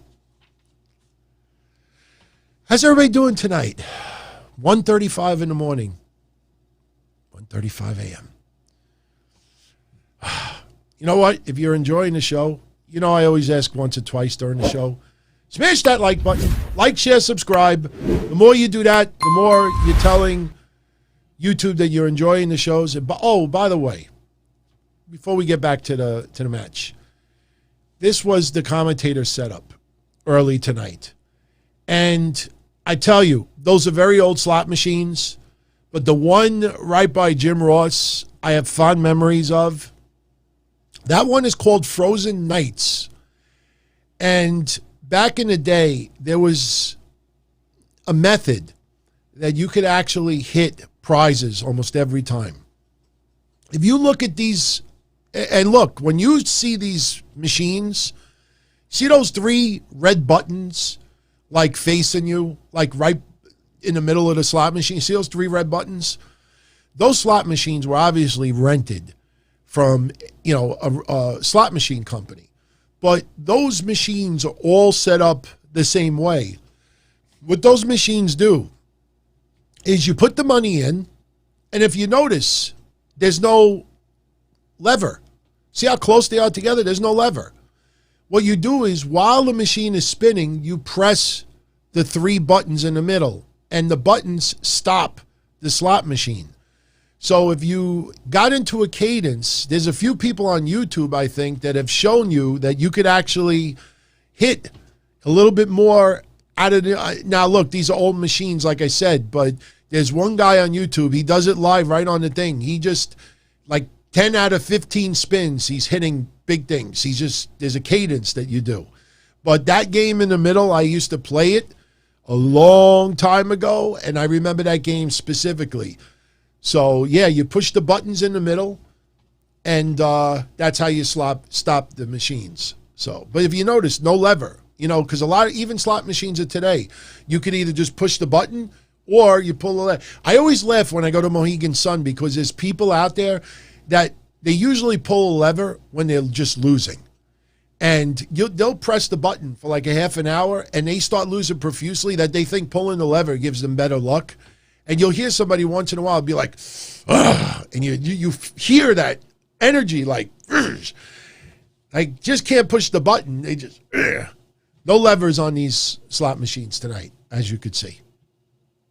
So the Casino Battle Royale. We had next the Hearts, which were the Varsity Blondes, Colt Cabana, Anthony Bowens, and Penta, El Zero Miedo. Penta dressed as the Joker today. Loved his outfit. Penta eliminates Anthony Bowens almost immediately. I don't think Anthony Bowens really they're doing too much right now with. So they're going at it a little bit. Like I said, I'm not going to get into every elimination. We're going to get pretty much to the latter part of the match because we're already 90 minutes. I want to start bringing this home. The Spades come out, which is Jungle Boy, Mark Quinn, Aaron Solo, which I believe was replacing QT Marshall. They saved QT Marshall for the Cody Ogogo match. Lee Johnson and Evil Uno. Okay. Jungle Boy, because it's Jungle Boy, they played his music for an extra 30 seconds so the crowd could get into it. He's going at it with Penta in the ring for a little bit. They keep playing his music, and I'm like, where's the rest of the Spades? Where's the rest of the Spades? And I'm here. I mean, I told you all a couple of months ago, this was going to be the 2021 Fandango. So, not complaining. Here's where Christian Cage eliminates Hobbs. Evil Uno, when he got eliminated, crowd was kind of against that as well. So Evil Uno getting a nice little fan following, active fan following. He's had a fan following for a while now. So we're down to Private Party, Matt Hardy, Christian, Cage, and Jungle Boy. That is your 5 remaining. Then the Joker comes out, which is Lio Rush. Crowd was warm to Lio Rush. Again, I think it might have been a letdown to a lot of people. I mean, people were fantasizing Daniel Bryan. They were fantasizing Samoa Joe. I mean, there was a lot of names being thrown out there. You know, Lio Rush, I think, is a nice fit. You know, because I could see, you know, quite a few people that he could go up against. I mean, you know, it's not a bad fit. And the contract that Lio Rush, if he signs a deal, I mean, I'm not saying he has a deal yet with AEW, but even if he were to work for AEW, he could still work for other companies as well. Lio Rush is definitely a plus for AEW, but he got eliminated pretty quickly. He tried to eliminate Private Party. Matt Hardy dumps Lio Rush over the Private Party in the top rope. So Lio Rush is eliminated. And now it's down to Private Party, Matt Hardy, Jungle Boy, and Christian. There was one point where Isaiah Cassidy and Mark Quinn were outside the ring, and Jungle Boy eliminated Isaiah Cassidy. Christian eliminated Mark Quinn. So now it's Matt Hardy, Christian, and Jungle Boy. So Matt Hardy is basically telling Christian, you know, go like the old days. Team up. Let's team up. Let's get rid of Jungle Boy. So Matt Hardy thinks him and Christian are going to go after Jungle Boy, and Christian swerves Matt Hardy and dumps Matt Hardy over the top rope. Do not be surprised if we do see an upcoming feud in some capacity of Matt Hardy versus Christian. It's very possible. May not necessarily be Matt Hardy versus Christian alone. It might be some of the people in the camp of Matt Hardy. So now it's down to Christian and Jungle Boy. Back and forth. The crowd was clearly more in favor of Jungle Boy. And I think because the crowd feels Christian has had his fame already, you know, they want the feel-good moment. Give it to Jungle Boy, who's been there at AEW for quite some time. And he's proven, you know, his worth, and he's definitely improved as well. And there was a couple of moments where they teased Jungle Boy being eliminated. Christian holding on the rope, Jungle Boy holding on, Jungle Boy sliding around the ring post. And at the very end, Christian attempts to kill switch on the apron. Jungle Boy blocks it, slides around the ring post, and then dumps Christian over the rope and gets the win. So Jungle Boy is your winner. In 2 weeks, he will take on Kenny Omega for for the AEW Heavyweight Championship. Fun match, really. No complaints. I think it did what it needed to do. And it may have set up a couple of feuds in the future. After the match was over, Jungle Boy is greeted by Marco Stunt and Luchasaurus. Christian re-enters the ring, and we think there might be a little friction between the two. Christian pointing in Jungle Boy's chest, but it ends up he's giving inspiration to Jungle Boy. Go out and do it. Go for it. Grab it. Gives him a hug. Crowd loved it. Sign of respect from Christian. So I liked it. AEW pays a little tribute to our fallen military, current military like Sean Dean and others. So then we get Anthony Ogogo versus Cody. And best way I could put this is the commentators plant the seed early on that Anthony Ogogo may have suffered a rib injury earlier in the week from overtraining. Obviously, not bad enough because I think they already announced the tag match Friday with Ogogo involved in the match. You would think they would just have him cut a promo Friday saying that he wasn't 100% and that's why he couldn't kick out. No, we'll just throw him right into a tag match. Whatever. So, as I showed you in the pictorial gallery earlier, Cody coming out, red, white, and blue. Very nice outfit, beautiful outfit. They replayed a lot of Cody's promo that, ruffled some feathers. I don't know why. I thought it was decent. And match was okay. I mean, Ogogo did a lot more than I think people expected. He did an Olympic slam. And for those that don't know, Anthony Ogogo is good friends with Kurt Angle. So the Olympic slam is a tribute to Kurt Angle. Nailed a few punches. He's selling his ribs. Cody's selling his ribs. There was a couple of times where Cody got punched in the face, punched in the side. But this match, I think this point is where the night kind of had a little bit of a lull. But Ogogo did some decent stuff. He hit like a JBL-esque clothesline for a 2 count. Oh, no, without a doubt, Matthew, Ogogo has potential. Absolutely. In fact, I got news for you. I know some of you may not see it now. Ogogo has a much bigger fan following than you think. Would not be surprised if Ogogo ends up becoming a babyface before the end of 2021. So, he's got a bigger fan following than you think. People that get behind his story just can't help but like this guy. I'm telling you, something about him that you'll see what I'm talking about. He's not that bad. If this was only his 3rd match in AEW, there was a point where QT Marshall nails Cody. Arn Anderson chases him away with a chair. Whatever. But Ogogo with an awesome-looking frog splash. I need to include that too. But in the end, Cody with a drop kick into a figure 4. And that's when Ogogo just hits him with a left jab right into Cody's face. Cody falls flat on his back. Referee starts counting, even though I don't think Ogogo is pinning him. But we then get another gut shot and a shot to the face.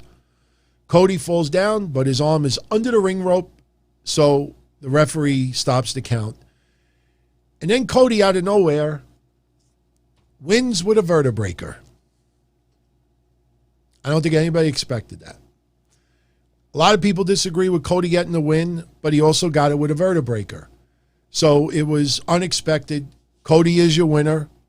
And like I said, out of all the matches tonight, that's probably the one where people were not thrilled with the result. I hope AEW takes notice, even though I don't think it's going to matter. Because look at the person who's involved in this. Ain't going to change things. But Ogogo did a fine performance. Just felt this match fell flat in a lot of ways. I think it would have worked a hell of a lot better. Would have made Ogogo look a lot stronger if he would have just caused Cody to, like I said before, couldn't continue, even though he thinks he could continue, but the ref stops it anyway. Blame it on the ref. Ogogo wins. Cody doesn't lose, technically. Next, I was looking forward to this match more than any other match during the night. And this match started out awesome. Flat out brawl, Archer diving onto Miedo, spine buster through the table. There was one hilarious point. I know it's getting some play online. Miedo throws Lance Archer into... Now, let me picture this a little bit. They had some fans in these boxes right around ringside.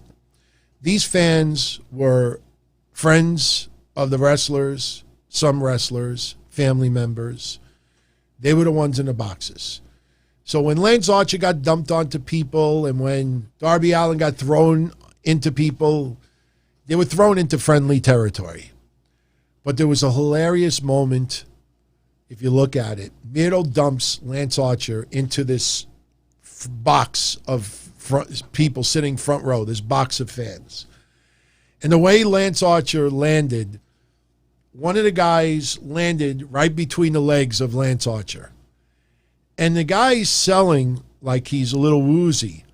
But when you picture, all right, sorry, this is the only prop I got. If you picture, this is Lance Archer, the guy's like this. All you needed was Lance Archer to go like this. Ah! He literally was in his face. And right away, the perverted people online saying that he was carpet munching. They don't even know what carpet munching means. But this match was fine. And Miedo was loving the energy from the crowd. Crowd was chanting Miedo. Miedo was loving the energy. This started out as a brawl. I still feel it should have ended in a no contest. They could have just went totally out of control and just call it. I don't know why they're so against having no contests. So what happens? Jake the Snake Roberts hits the ring. I love Jake the Snake Roberts. I mean, I know Dark Side of the Ring is going to cover his family, but Jake, there is a positive ending to, it's not over yet, but the ending of the Jake Roberts book is ending with a positive. But he physically cannot move. And it's legit. The guy physically cannot move. And sometimes when he falls, it looks like a fish out of water. It looks like a turtle on its back. And it just, thank you, Austin, for the kind words. Austin. He just doesn't look good. He comes out, which is supposed to be a snake. It's obviously not. He can't open the bag, and Miro tries to pull him through the rope, and Jake just falls. And I understand some of it, the stalling is intentional, but Jake just I don't know. It doesn't look good. And Miro takes the bag that's supposed to be the snake, and he throws it all the way towards the back where the screen is. And it was funny because after the match was over, Miedo went on social media and said, I'm the champ. Bring Peter Pan. I don't give a rat's ass. He's the champion. But people online are actually thinking that Miedo threw a live snake halfway across the building. I remember Miedo throwing a raw fish once when he was in WWE. But in the end, Miedo hits the game over on Lance Archer. Lance Archer passes out, never tapped out, just passed out. The referee calls it. Maybe they just didn't want to have two matches end with someone not being able to continue. I don't think anybody would have had it. I think people would have been more happy with Ogogo winning because of referee stoppage and doing this as well. But Lance Archer, just doesn't respond to the referee. Miedo wins. This match was a letdown for me. It should have been a wild, wild, wild brawl. It started out that way, and to me, it fizzled out very, very quickly. And this follows Cody and Ogogo, which kind of fell a little flat for me as well. Now, we get to this match that I said before that kind of fell flat. Hikaru Shida versus Britt Baker. Now, if you go back and you look at the pictorial gallery I showed you before, Britt Baker's outfit, some people compared it to when Scott Hall first went into WCW right before they formed the NWO, when he used to have Hall and have like the blood like looking. No. Her outfit is designed to represent when she bled the first match against Shida, and that's where the inspiration came from. It had nothing to do with NWO or Scott Hall. But this match, it fell flat in a lot of ways. Britt Baker has worked her ass off, definitely deserves this championship. By the way, the live crowd, even though we really didn't hear it on the TV, the fans chanted, "You deserve it," to Britt Baker, but they also chanted, "Thank you, Shida." So like I said, the fans were behind both. They didn't want to jeer Shida. They wanted to cheer her. But Britt Baker obviously was the one, and she's been the standout as far as the women's division goes. I know a lot of people will make the case for Thunder Rosa, and I do believe Thunder Rosa puts rings around Britt Baker. Thunder Rosa is one of the biggest reasons why that match with Britt Baker was that special. Just like I say, Finn Balor, just made Karrion Kross, look like $1 trillion. And Karrion Kross could do it. There's no question. But him in the ring with Finn Balor was the way to elevate Karrion Kross to the next level. And Karrion Kross proved that he can hang. So Britt Baker is very talented, and she has improved by leaps and bounds. But she is far from being one of the top women in pro wrestling. That's not a knock on her. She has gone a tremendous, tremendous long way in a year and a half. You look at her a year and a half ago compared to now, you'd be like, holy shit. I wouldn't be surprised she looks at this stuff from a year and a half ago and be like, oh my God. But you actually start comparing her to wrestlers like Thunder Rosa and Asuka and Charlotte and Sasha Banks and Bayley. There's a lot of women. Io Shirai. There's a lot of women. I almost put her in a similar category to Raquel Gonzalez, just without the extra power and strength. I will tell you this, Hikaru Shida, I know some people are going to find this unpopular, but Hikaru Shida might need to get a little bit more strength in her upper body. Because there was a couple of moves that you could just see that she just barely got Britt Baker up. And I understand it takes two to tango to hit some of these moves. But to me, this match kind of fell flat. Towards the end of the match, it started to pick up a little bit. But a lot of the interference, the referee did a horrible job. There was even a belt shot when Britt Baker hit the curb stomp and then tries to dump the belt out of the ring. And the ref is like, he sees the belt going out of the ring, and like it just did not look good.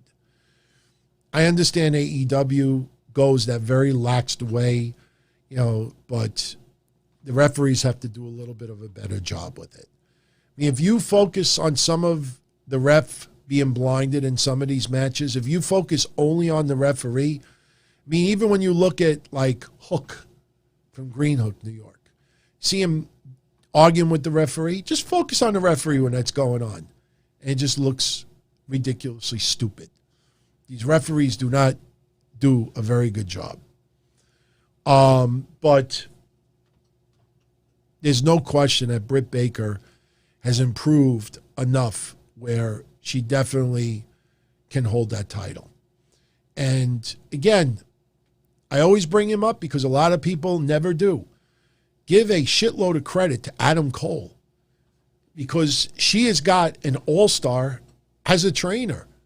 I mean, Adam Cole, of course, Britt Baker, I don't think really can bring that up as much as she'd like for obvious reasons. But Adam Cole deserves a lot of respect and props for really being committed, not only for his own work, but for the love of his life. And, give Britt Baker even more credit because she's putting in the work. She doesn't have to go this deep into this when you realize what she also does outside of wrestling. She has earned it. She's definitely earned it.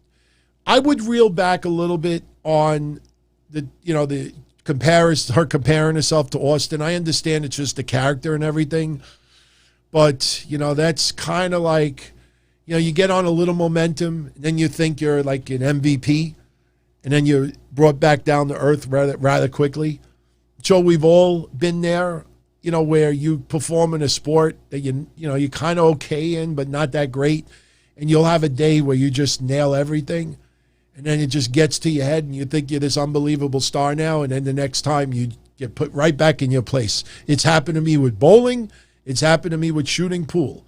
I even think one time I played basketball with my friends when I was young. And I hit a couple of hoops. And I'm like, oh, shit, I'm actually getting pretty good. And 5-10 minutes later, I realized that I'm the worst person on the team. But congratulations to Dr. Britt Baker. Right before her win, you have Rebel. She interferes. The referee catches her, ejects her. But that doesn't stop Britt Baker from hitting the curb stomp onto the belt with Shida, which did look a little messy, a little sloppy. But Shida kicks out, which I think surprised a lot of people. So then what ends up happening is she hits the mandible claw on Shida. Shida immediately taps out. Britt Baker is your winner. And if you noticed on the photos I showed earlier, very cool moment. Tony Schiavone met her on the stage and exchanged a really, really nice hug. They are very good friends, obviously. Don't think perverted minds. He is like a father figure to her, or like an uncle. And there was a really nice, genuine moment with that hug. I like shit like that. I like to see genuine emotion. I know she's the heel and everything like that. There was nothing wrong with that. And it was nice to see. The lockjaw, the mandible claw, Sam, whatever you want to call it. But I don't know if Adam Cole shows up in AEW. I have no idea. I mean, it could happen. You never know. But she is your new AEW Women's Champion. Props to the crowd for thanking Shida. The big question now is what happens with Shida? Because you know me. I've said that Shida, to me, is the top female in AEW, next to Thunder Rosa. I've also pointed out in the last 7 months, Shida's title reign has been embarrassing. It's not her fault. That's the way AEW chose to have it defended. 4 people, I think, 4 matches. Now I ask the question, where do you go from here with Shida? Who's she going to feud with?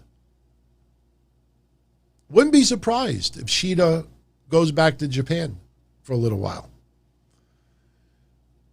Sam, that's not bad. Shida, no, you know what? No, I disagree. Sam says that Shida was the COVID champion. No, I coined that phrase for Drew McIntyre, but here's the difference.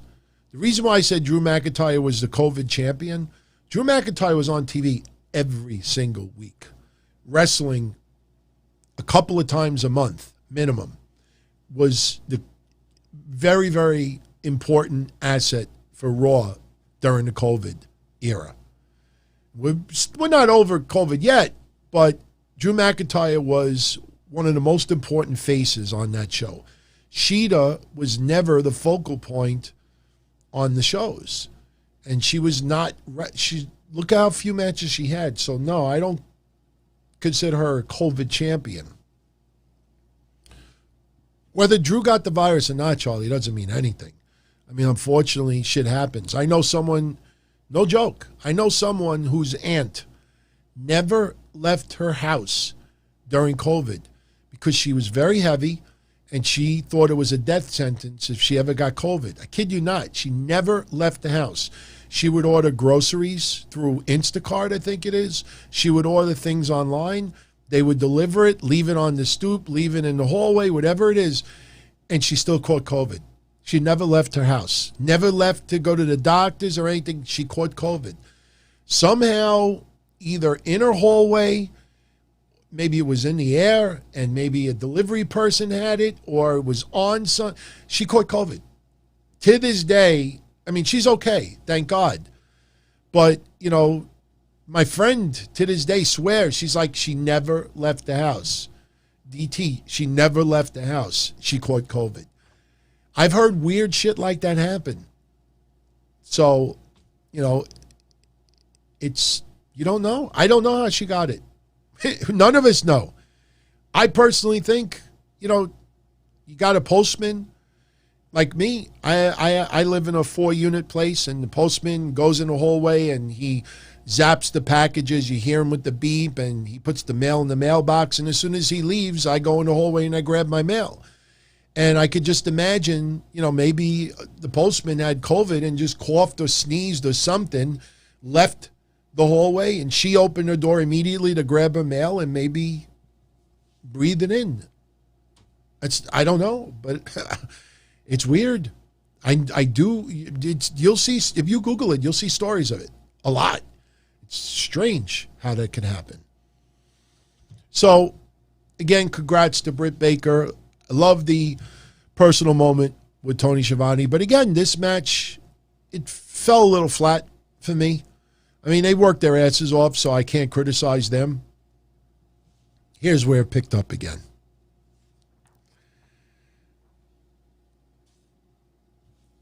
"62 years old. You've heard me say this 1,000 times. When Sting signed with AEW, winter is coming. My episodes are here to back it up. I ripped everybody online who immediately threw this in the garbage, stepped on Sting.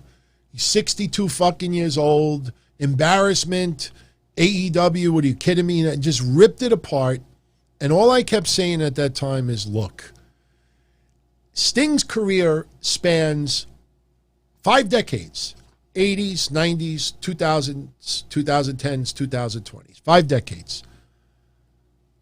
I'm in my 4th decade doing this. If you want to play semantics. I'm in my 4th decade doing this. That's crazy. But Sting is wrestling 5 decades. And the one thing that I always said when he signed with AEW is, look, in Sting's entire career, I don't recall ever a time where Sting was out of shape or Sting just looked like he shouldn't be in the ring. Even when he did the stuff with Seth Rollins, even the stuff he did in TNA, towards the end with Impact Wrestling, I never, ever stopped and thought, man, Sting, you might want to pack it up. He's 62 years old. I've always heard stories, 60 is the new 50, 50 is the new 40, 40 is the new 30. Until Sting tells me otherwise with my eyes, I trust him. And again, these are the same people online that want to tell Miro how he should work and make a living. Meanwhile, they're not working. People out there laughing and ripping this apart and saying it's a goddamn joke that Sting signed with AEW. You don't even know what he's doing. He knows his body better than we do. And he knows that you can't think just with your mind and your heart. You got to think physical. It's not just Sting that could get hurt. Sting could hurt someone else. Look at Undertaker. If Undertaker could still do what Sting could do, and Undertaker was 62 years old, nobody would say a goddamn thing about it. But for some reason, because it's Sting signed with AEW, big problem since day one. And I said, Sting, I trust him. because there's never a point in his career that I ever felt that it was embarrassing. So what does this guy do today? He's taking body drops on the rampway, and you could tell it wasn't just padded because it's Sting. Motherfucker did a flying crossbody off the stage onto Ethan Page's Scorpio Sky, and give those guys credit. They caught him beautifully. All throughout the match, you still got it. And yes, somebody made a joke on social media that I do agree with. They've been chanting that to Sting for about 15 years now. Because 15 years ago, Sting is 51. Oh, no. Yeah, no. Well, no, 47. Well, 10 years ago. 10 years ago, they were still chanting that. So, yeah, they've been chanting a long time. But guess what? You still got it. If he had it at 52, you chant it. If he had it at 56, you chant it. Now he has it at 62, you chant it. He did what he was supposed to do tonight. Did not miss a beat. Did not look bad at all. And yes, Darby Allin took a bulk of the big spots. There was one point where Ethan Page threw Darby Allin over the ring into the first row to the point where fans were chanting, holy shit. And they just tore it up. And the match was awesome. Crowd ate it up. Sting, one thing you could be left with. And I'm not trying to really be, this might sound a little ridiculous to some of you out there. This just might be me brainstorming. Maybe because it's 2 o'clock in the morning and we need to start wrapping this up. But I think ever since Jerry Lawler had his heart attack, even though it was at the commentaries booth, a desk, I think ever since Jerry Lawler had his heart attack, I think WWE is petrified to have someone wrestle in the ring above a certain age. Because the last thing they don't ever want to have happen is someone to catch a heart attack live on television. That's the impression I've always gotten since Jerry Lawler's heart attack. You've had a little bit of interaction with people here and there, but for the most part, WWE, you know, you're not going to say no to Undertaker and you're not going to say no to some others, but it feels like for WWE standards, once you get to a certain age, unless you are one of the biggest mega stars in history and you got power there, WWE ain't showcasing you. And what Sting has proven is that some wrestlers, when you get into your late 40s, mid 50s, you might be able to still go a little bit. I always think of WrestleMania when Jericho went at it against Ricky Steamboat. Could you Google how old Ricky Steamboat was in that match? Was he 55? I'm trying to remember what Steamboat's age was in that match. Somebody could Google it. I'd really appreciate it.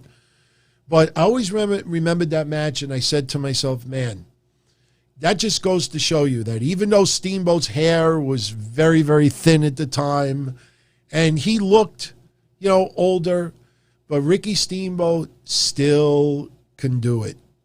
And I personally think, I really believe this, I think there's a lot of wrestlers out there who are now in their 50s.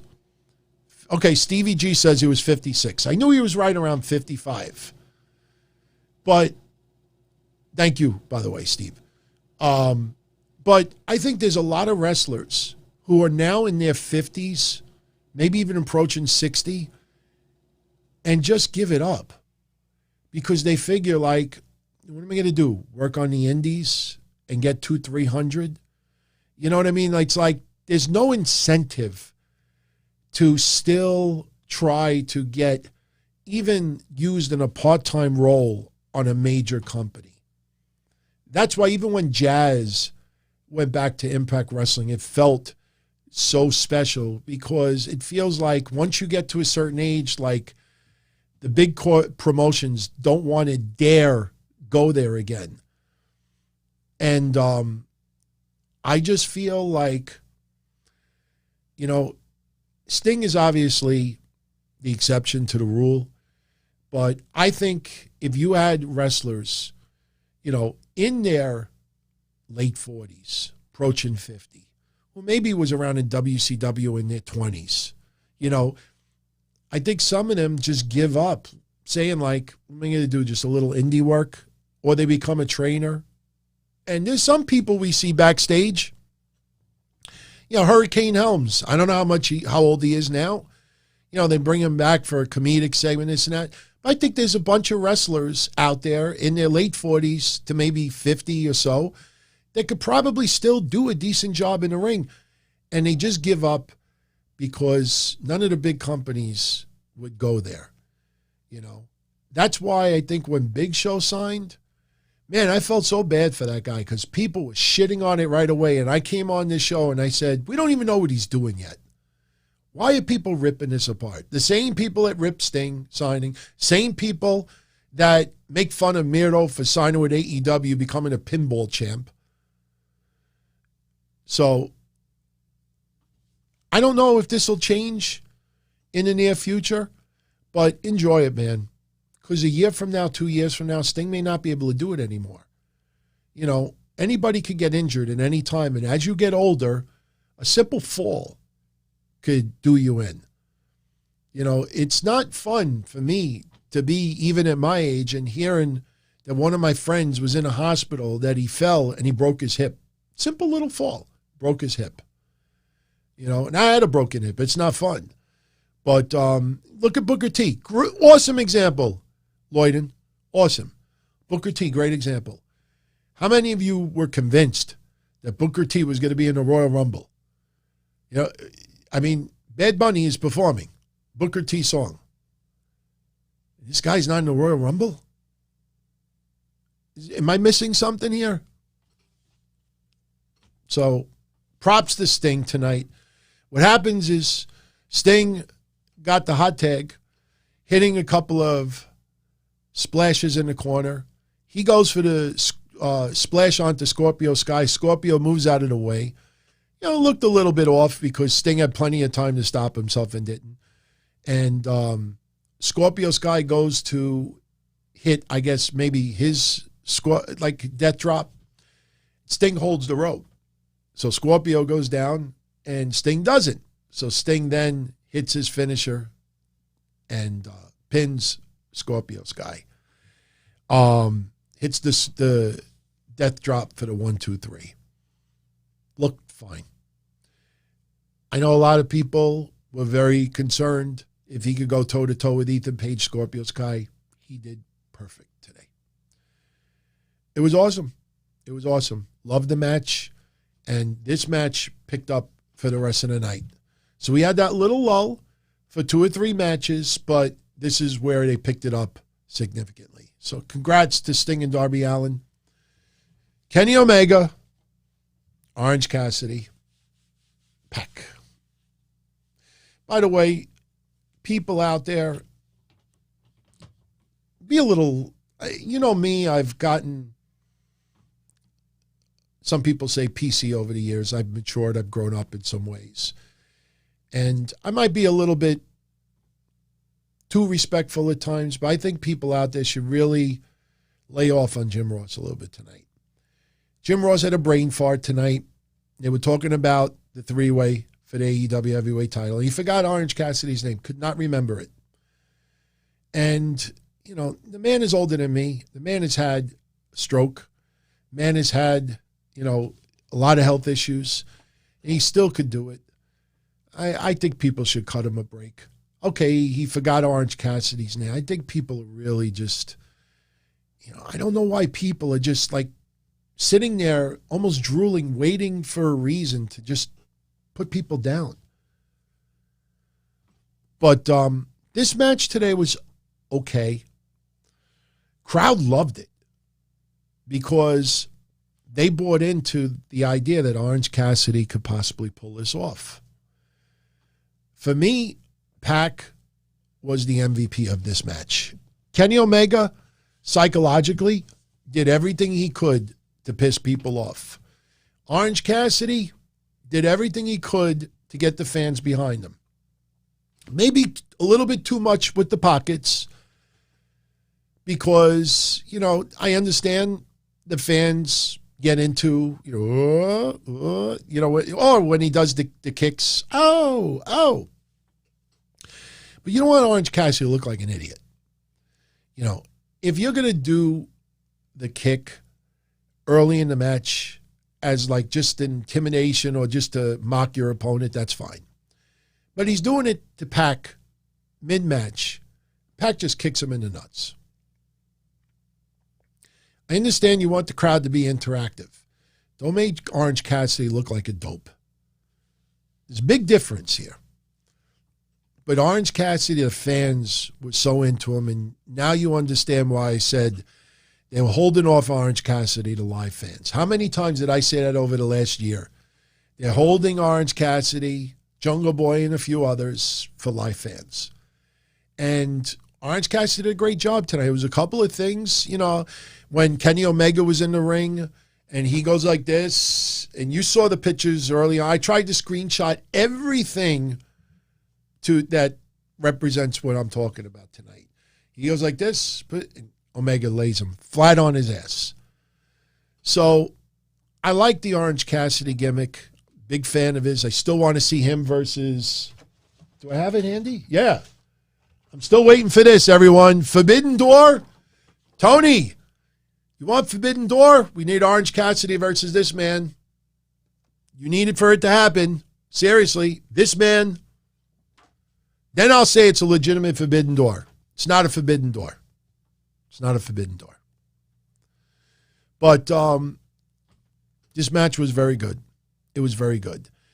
There was one point where Pac hit a 450 splash onto both guys. And, when someone said that Orange Cassidy was getting up as he got splashed, this is what you're supposed to do. If anybody out there, because, look, as funny as it may sound, I actually went to a wrestling school for 9.5 months. And when you take a move in the middle of the ring, somebody off top rope, there's things you learn about how to keep your hands so you don't break your arms.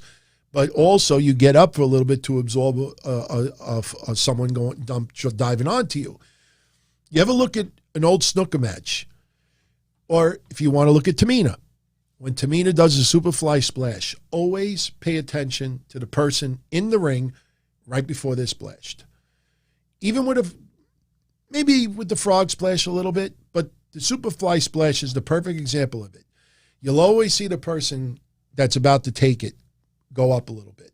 When you have someone on top of you or you're on top of someone, that hurts no matter what. But this match was excellent. Everybody got to shine, but for me, Pac was the star of this match. Hitting the Falcon Arrow, OC throwing him outside the ring for a 2 3/4 count, and the crowd just ate that shit up. Pac hits the Black Arrow to Orange Cassidy, but Kenny Omega breaks up the count. The timing tonight was fabulous. Don Callis was on commentary. Towards the end of the match, he runs ringside, so he's getting involved in some capacity. So Orange Cassidy hits Kenny Omega with the orange punch. Don Callis pulls the referee out. And they're having this goofy argument, even though there's no disqualification. So what ends up happening, Kenny Omega takes one belt at a time. And as each time this is happening, it's pissing off the fans even more. Don Callis grabs the Impact title. Kenny Omega smashes Pac with it. Gives him the next title, smashes Pac with it. Gives him the AAA, he smashes back. Hits it, the AEW title had to be last, by the way. But Kenny Omega smashes the belt in Pac's head 4 times. So now we think Kenny Omega is going to get the win.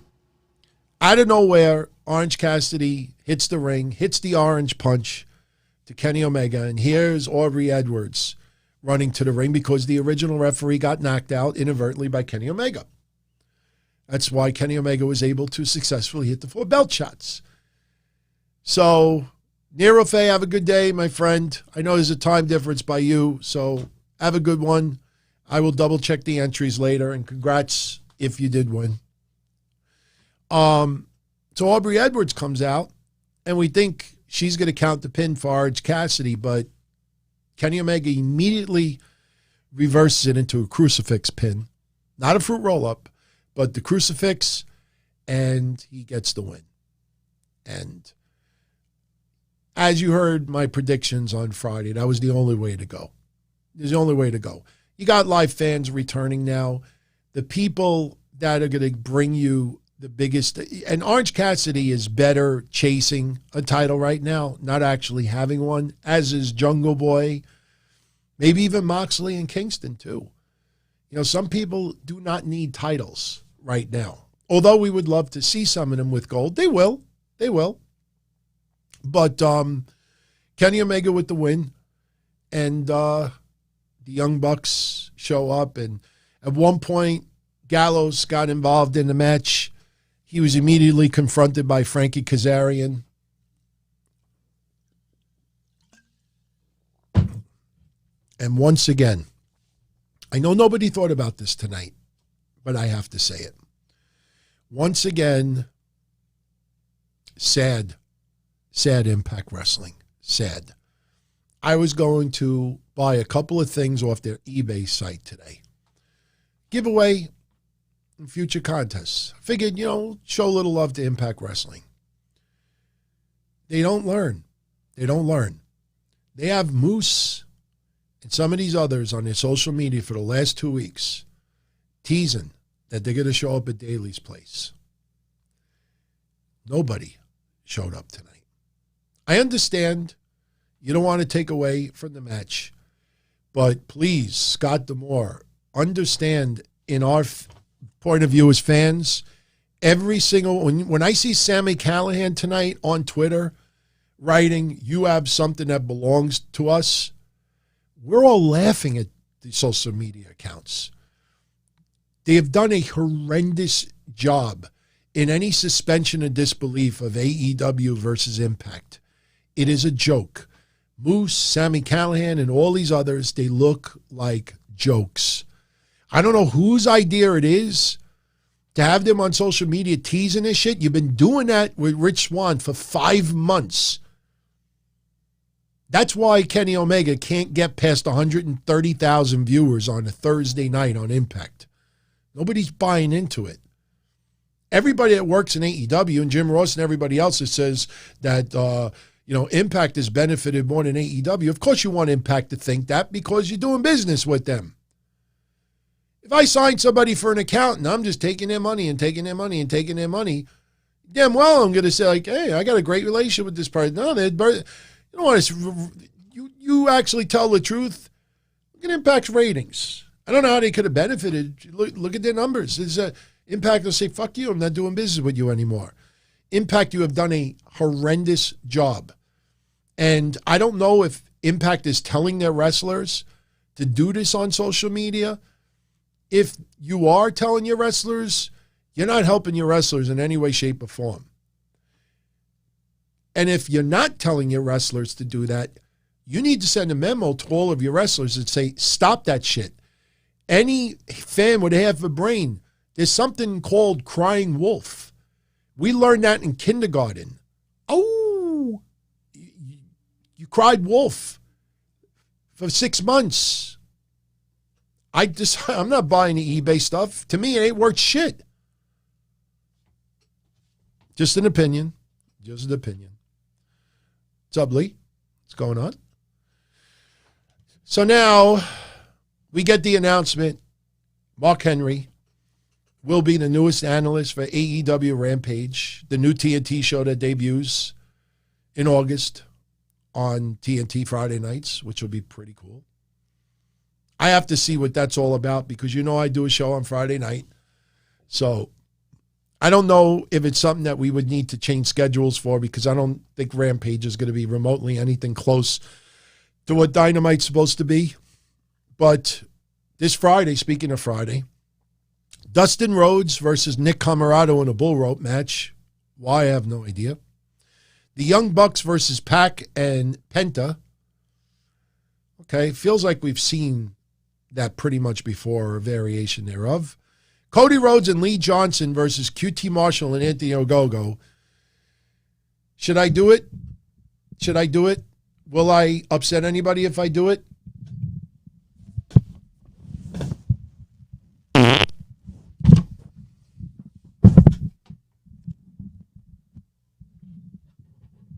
Dr. Britt Baker Championship Celebration. I'm not Droz over here. I don't have Vince McMahon on this side. He's going to fart. He's going to fart. Why do I always look the other way when I do the Vince impersonations? Seriously, show that to who that? QT Marshall. That, whenever I hear him, I get agita. Seriously. And it's not, hey, I want to see him get his ass kicked.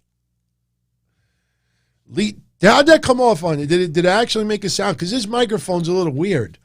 The other day, I'm squirting the chicken. I played it back. I'm like, I can't hear nothing. I'm not sniffing. Like I don't even have any like spray over here. Trust me, it wasn't a stink one. So, perfect timing, right? Cody and Lee Johnson versus Who Dat and Anthony Ogogo. Dr. Britt Baker Championship Celebration. I don't know. Feels like something is missing there. I apologize, everyone. I hope nobody got offended by that. But, people think I'm kidding when I say I get like a stomach ache, when I think about certain things in wrestling. So, no, seriously, this is for Who Dat.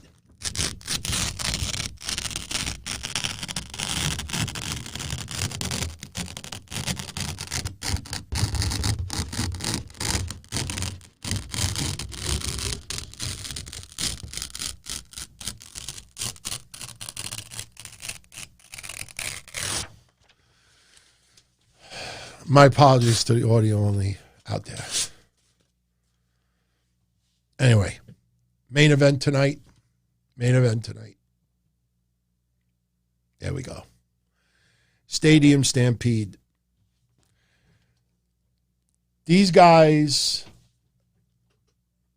actually, did anybody... This was strange because of the fact that we know 3/4 of that match was pre-recorded. We talked about it on Friday, that this had to be a lot of it pre-recorded because it's very, very difficult to have 4 brawls going on at the same time and having them sync up. This was going to be something that was going to last 30 to 45 minutes. And you're not going to have these guys brawling with said opponent during the whole time while you're focused on different people. And the timing has to be so spot on that if you have Wardlow and Jake Hager on the screen, okay? If you have Wardlow and Jake Hager on the screen and they're brawling in the meat warehouse, and then you have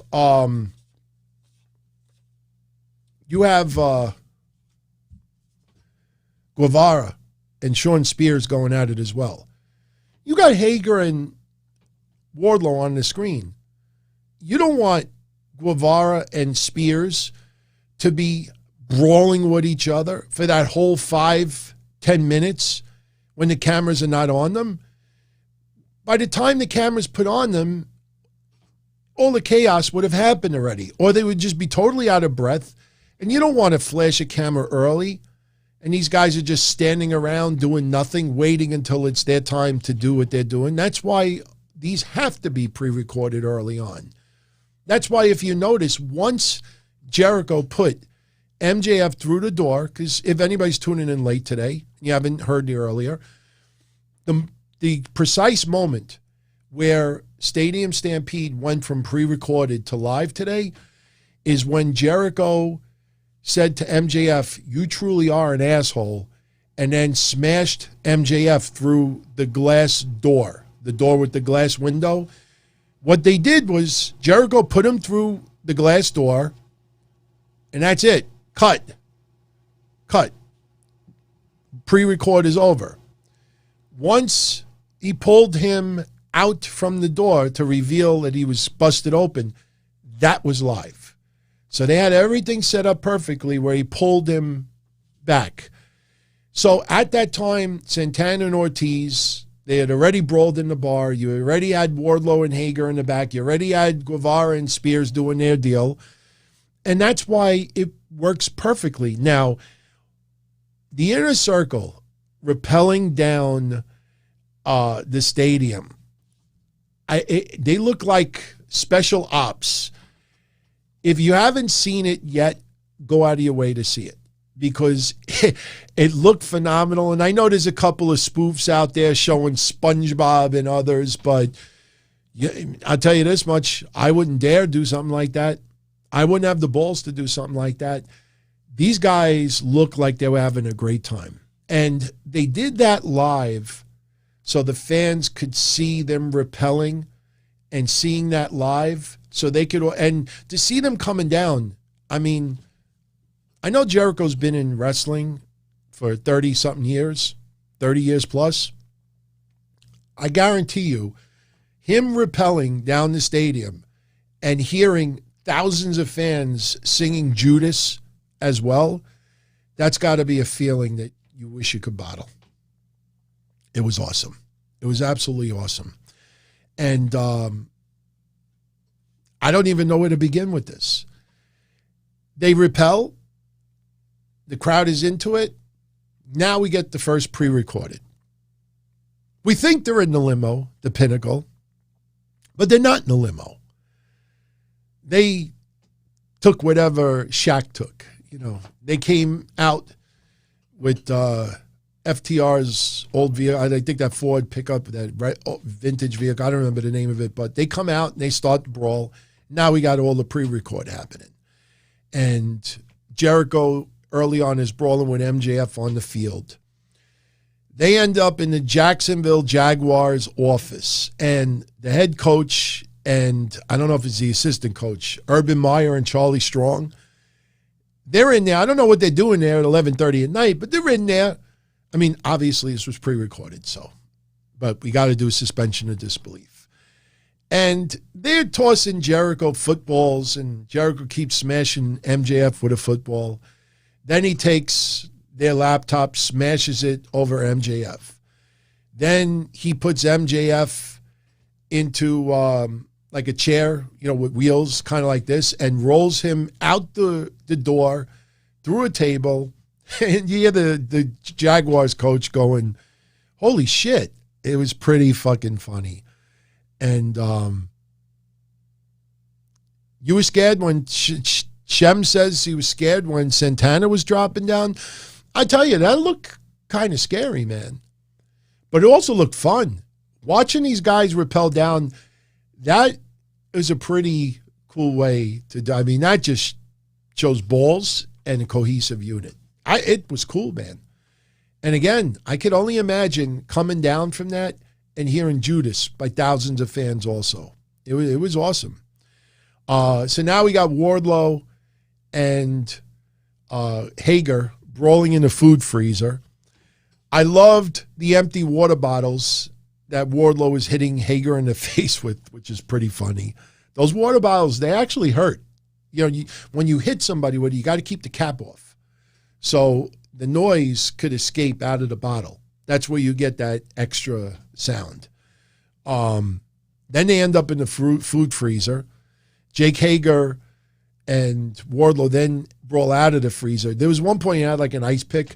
Oh, by the way, other than that pig that was hung up, the meat, if you notice, there was really not much other meat. Most of those boxes were empty because health code, you're not allowed to brawl inside a food freezer and then have legitimate frozen food that you're actually going to like cook and use. It's health cannot do that. I don't even know if you could do the scene with Rocky. I think you would have to throw all the meat out. Seriously. So they end up brawling outside the food freezer, and then Jake Hager spears Wardlow through some wall boarding. They set up a couple of panels of sheetrock. If you look at the back of it, you realize, like, why is this even there? They only set it up so he could spear him through it. They actually didn't go through a wall, but it still looked pretty cool. Shawn Spears and Sammy Guevara, they're brawling in the chair room. We see wire cutters, and we see, I don't know if it was a bat, but Guevara ends up getting his ass kicked. And Shawn Spears handcuffs Sammy Guevara to like a side railing. The only thing about that is you look down and the wire cutter's right there. So it looked like a bad movie. Like Guevara is laid out, as I showed you in the pictures before, but literally in front of him is the wire cutters. So you know that he's got to do is grab it, cut himself. He's gone. Now, it would have been cool. It would have been cool if he would have cut the chain like from here and still had it, one of the cuffs around his wrist. And then when they came back for the live part, where he still had that around. I don't remember seeing that. Maybe he did, and I just didn't notice it, but I don't think he did. Yes, but they, again, I know Shawn Spears threw them, but like I said, you introduced wire cutters to make it easy for Guevara, to get cut loose. I would have taken the wire cutters and adios, and that's it. So now we have Santana and Ortiz. This was probably my favorite part of the night. They enter a lounge inside the stadium. And, we hear some, like club music. And some random people are getting bashed over the head with sugar bottles. And next thing you know, FTR and Santana Ortiz are going at it a little bit. And even Tully Blanchard is there. And then it's revealed that Conan is the one DJing. And like I said, I got to find out what song that was, because I know it wasn't NWA, but if you listen to it back and listen to it as this brawl is going on, it reminded me so much of New Jack and ECW. It just felt like New Jack from ECW. The beat sounded very similar. It was phenomenal. You know me, ever since the 10-year anniversary, I haven't talked about it much ever because, for some reason, people out there had such a hard time me bringing it up again that tried to make me look weird, for celebrating the anniversary of doing that drive for him. So I don't bring it up no more. I don't give a shit. I mean, I give a shit about him and what we did, but I don't give a shit about the noise out there anymore. If you know about it, you know about it. If you don't, you don't. But one thing is for certain. When I see Conan on my TV screen, I smile. And it was very cool to see him. Very cool to see him. Oh, Mish was around. Mish is around. What's up, Mish? Mish, we'll be doing the show tomorrow night. We'll be talking, like I said, about the New Japan WWE deal. We'll have some comments on that. But nice seeing Conan. Don't need to go any further than that. But they're brawling in the lounge, and Tully Blanchard attempts to use, I think, a pipe, but Conan stops him. And then we have Dax throwing beer bottles. I think it's Santana. And like I said, most of them are sugar bottles. Safety, you're not going to use real glass, but it comes across on TV perfectly. So now we're back to Hager and Wardlow. They're brawling again. Choke slam to Wardlow through this wooden barricade, standing on some type of like cart, which looked great on video. So then we're getting to the end of the pre-recorded stuff. We go back to Jericho and MJF brawling in like one of the offices. And Shad Khan made an appearance. Shad Khan. There was a cardboard cutout of him, about 6 foot tall, and Jericho hits Shad Khan. There was another point where MJF attempted to smash a hammer into Jericho's injured arm, but Jericho hits him with a little plastic garbage can. That was pretty funny. The one thing that was great about that is they didn't want to destroy any of the offices, but they used things that made sense. Like you had that board where the board where the whiteboard where you could draw stuff on it, but you could flip it over. So MJF's leaning in front, so Jericho just flips it over, smash him in the face. Kind of like what you would do in a ladder match. But the Jaguar stuff was pretty funny. The cardboard cutout of Shad Khan was funny as well. And then this is, like I said, where we get to the end of the pre-record. Jericho tells MJF that you truly are an asshole. He staples card to MJF's head. He puts him through the door with the glass. That's where the pre-record stops. Jericho then pulls MJF out of the door. We're now live, and he starts dragging MJF back to the Daly's place. Then we have Guevara and Shawn Spears in the ring. And I tell you, I liked the way they finished. I liked the fact that they left it to the youngest member of the Inner Circle. And also Shawn Spears, which seems to get the least amount of respect in the Pinnacle by a lot of fans out there. Shawn Spears and Sammy Guevara tore it up. I mean, there was some pretty stiff chair shots.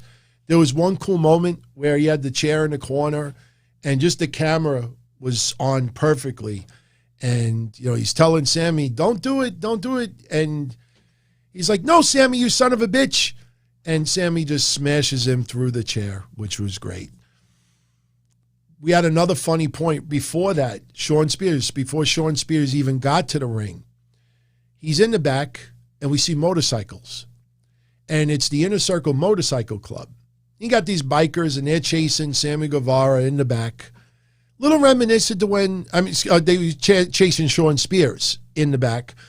Reminiscent to when Sammy Guevara was being chased in the back last year for Stadium Stampede. So as Shawn Spears is running away and he thinks he got away from the motorcycle club, here comes Shawn Spears in the sight of Sammy Guevara, who's now driving the cart.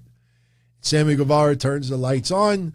He goes right at Shawn Spears, and Shawn Spears kind of dives up on the cart and did it perfectly. Shawn Spears is dragged a little bit, by the cart, but Sammy Guevara got his revenge with the cart.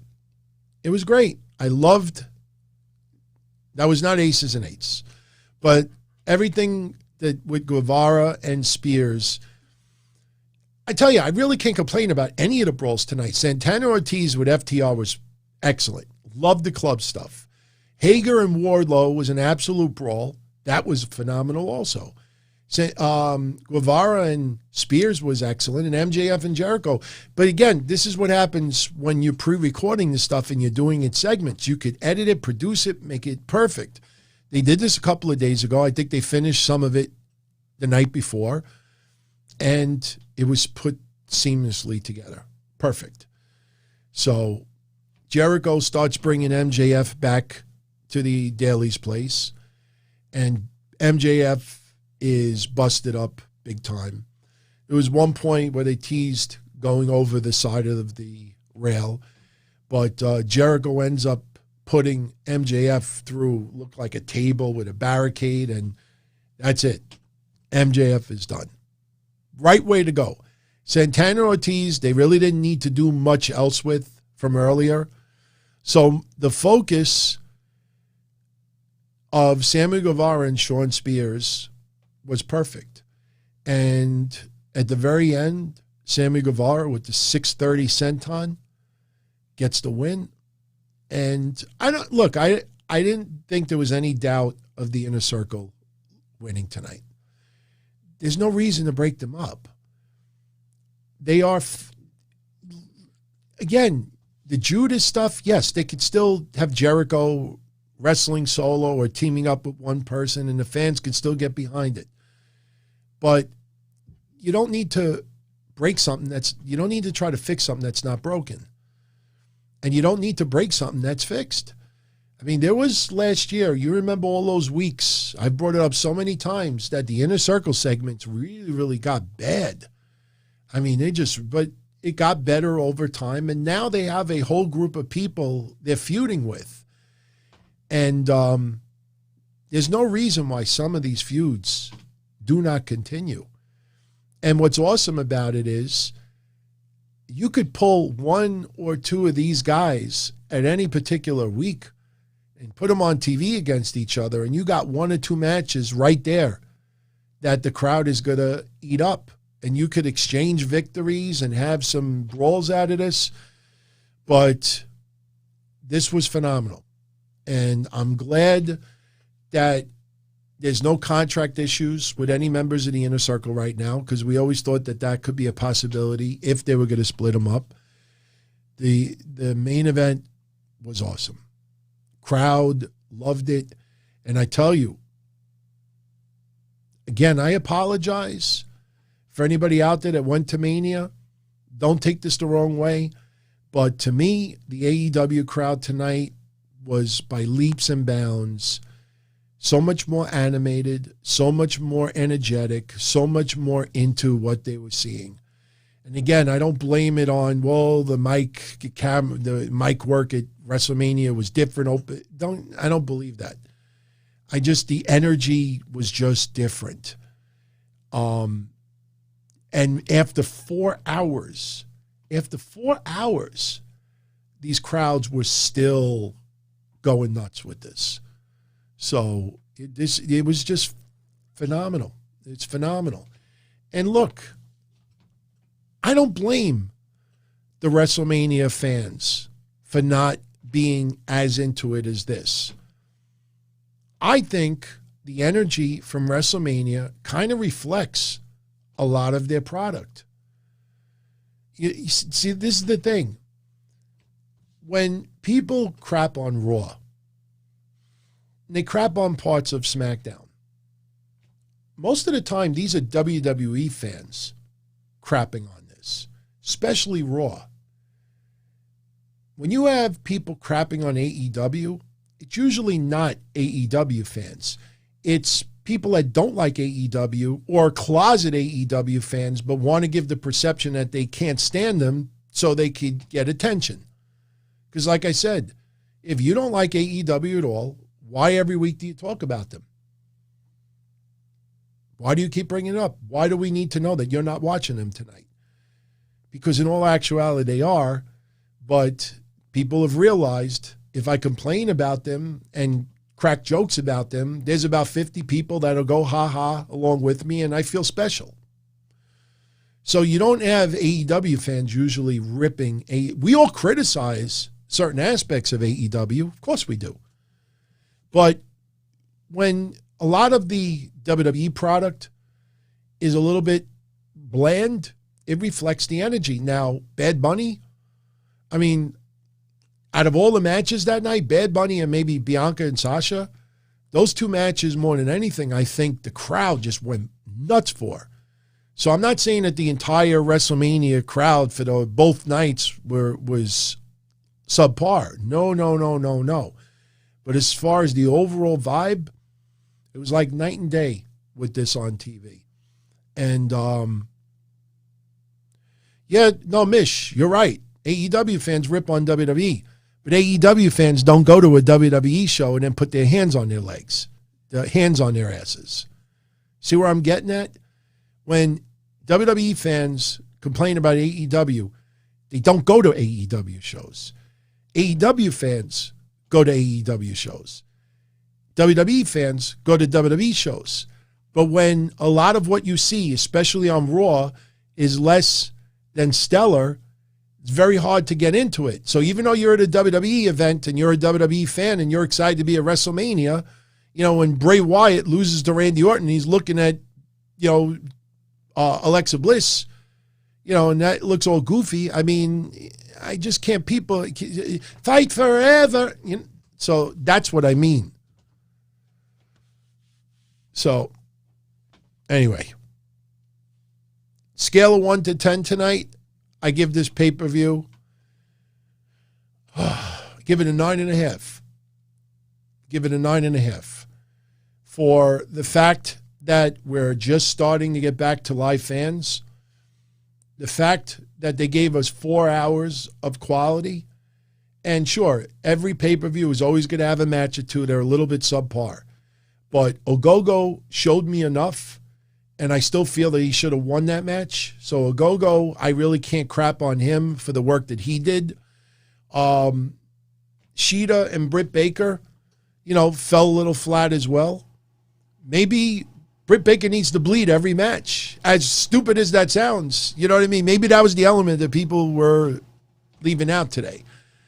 But that match fell a little flat, but the outcome is pretty much what we expected and wanted. The match wasn't bad, Miedo versus Lance Archer was very good at times. The ending kind of fell flat for me.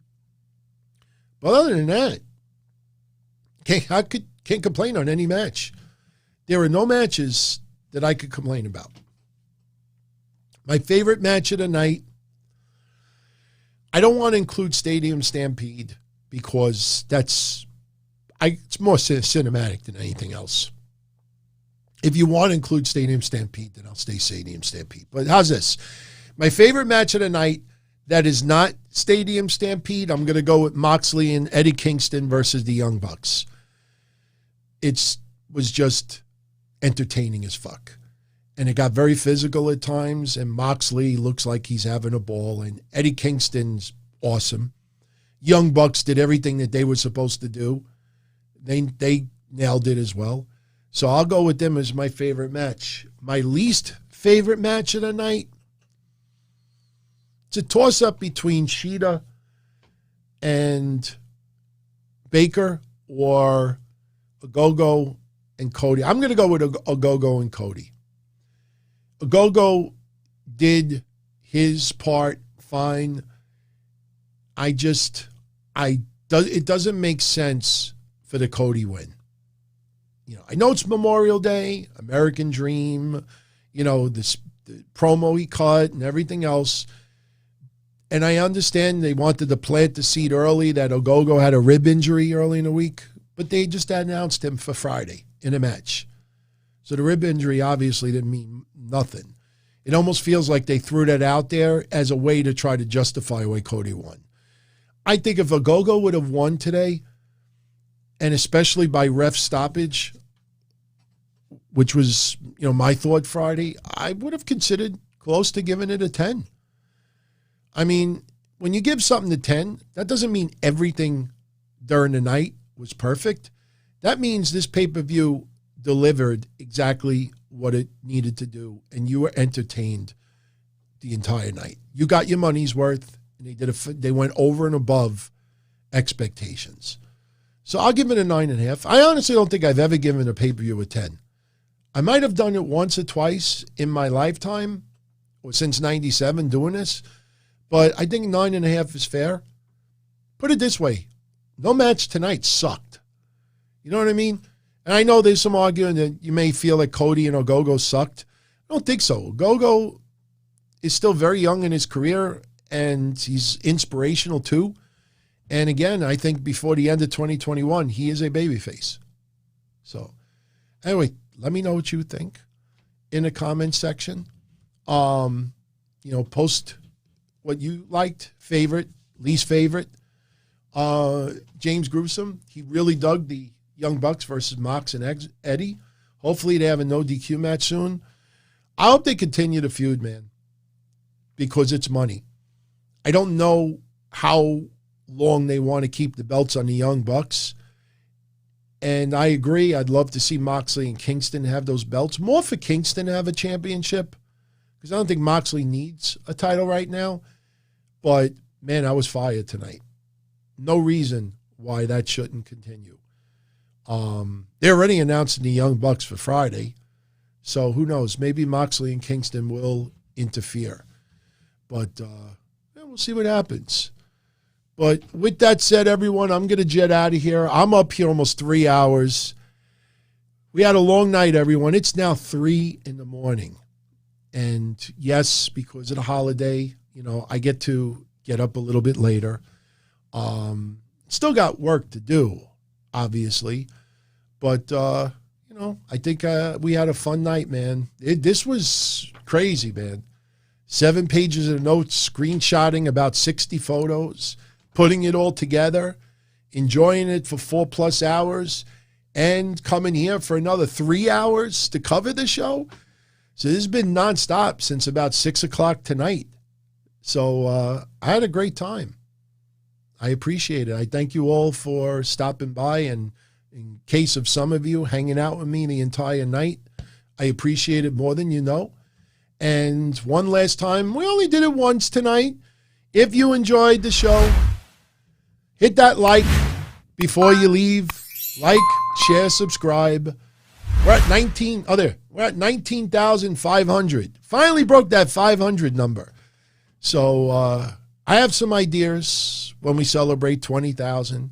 Hopefully we'll get to 20,000 by, 4th of July, August 1st.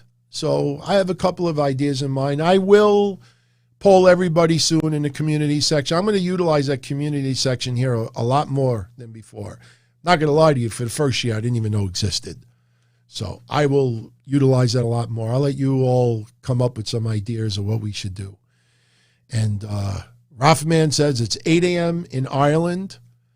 God bless you, man. If you're in Ireland right now, the fact that you stood up this late and hung out, that's awesome. That's awesome. I'm not trying to belittle that, but they ain't nothing. They ain't nothing that keeps me up at 4 or 5 o'clock in the morning. Not porn, not any shop and home stuff on TV. There's no more ECW on the Prime Network. There's no podcast. There's nothing that keeps me up unless I can't sleep or I got to get up to take a leak or get something to drink. So I am going to wrap this up so I could put this online. I still got things to do. I got to edit. I got to put this for the audio only. So I ain't hitting the sack tonight until 4 or 5 o'clock this morning. So I'll wake up a little late tomorrow. And tomorrow night, Monday night, I'll be here with Mish for your Raw recap. We're going to keep it simple. Two categories. Raw recap, and we'll discuss the talks between WWE and New Japan. Is it a good thing? Is it a bad thing? And we'll have a little discussion there. And it should be an easy night. So, everyone, thank you as always for the support. Much love as always. Thank you to all of you for tuning in tonight, for the super chats. Much appreciated. And for all my channel members, I will definitely tally up the scores of the predictions for my Patreons and everyone else checking it out on a replay. Much love. I hope you enjoyed the pay-per-view. And please, post your comments in the comment section. Let me know how you felt about this pay-per-view. Am I going a little overboard with this 9.5? Let me know what you liked and disliked. But I tell you, phenomenal job, AEW. $50 for a pay-per-view is kind of steep. You got all those live fans back in attendance. Maybe to celebrate, you chop the price off $10, $20. You ain't going to do that. I won't be surprised if this is their biggest pay-per-view buy rate yet. I wouldn't be surprised if we hear 150,000 buys. I think that is very reasonable. So, but I'm going to get out of here. Have a great night, everyone. Much love. And for everyone still with me in the chat, be safe. Have a great night. And if anybody did not tune into this pay-per-view tonight, you're contemplating if you should watch it. The fact that we did a 3-hour recap and so many of you are still hanging out here after 3 hours, obviously it was either really, really bad or really, really good. It was awesome. Good night, everybody.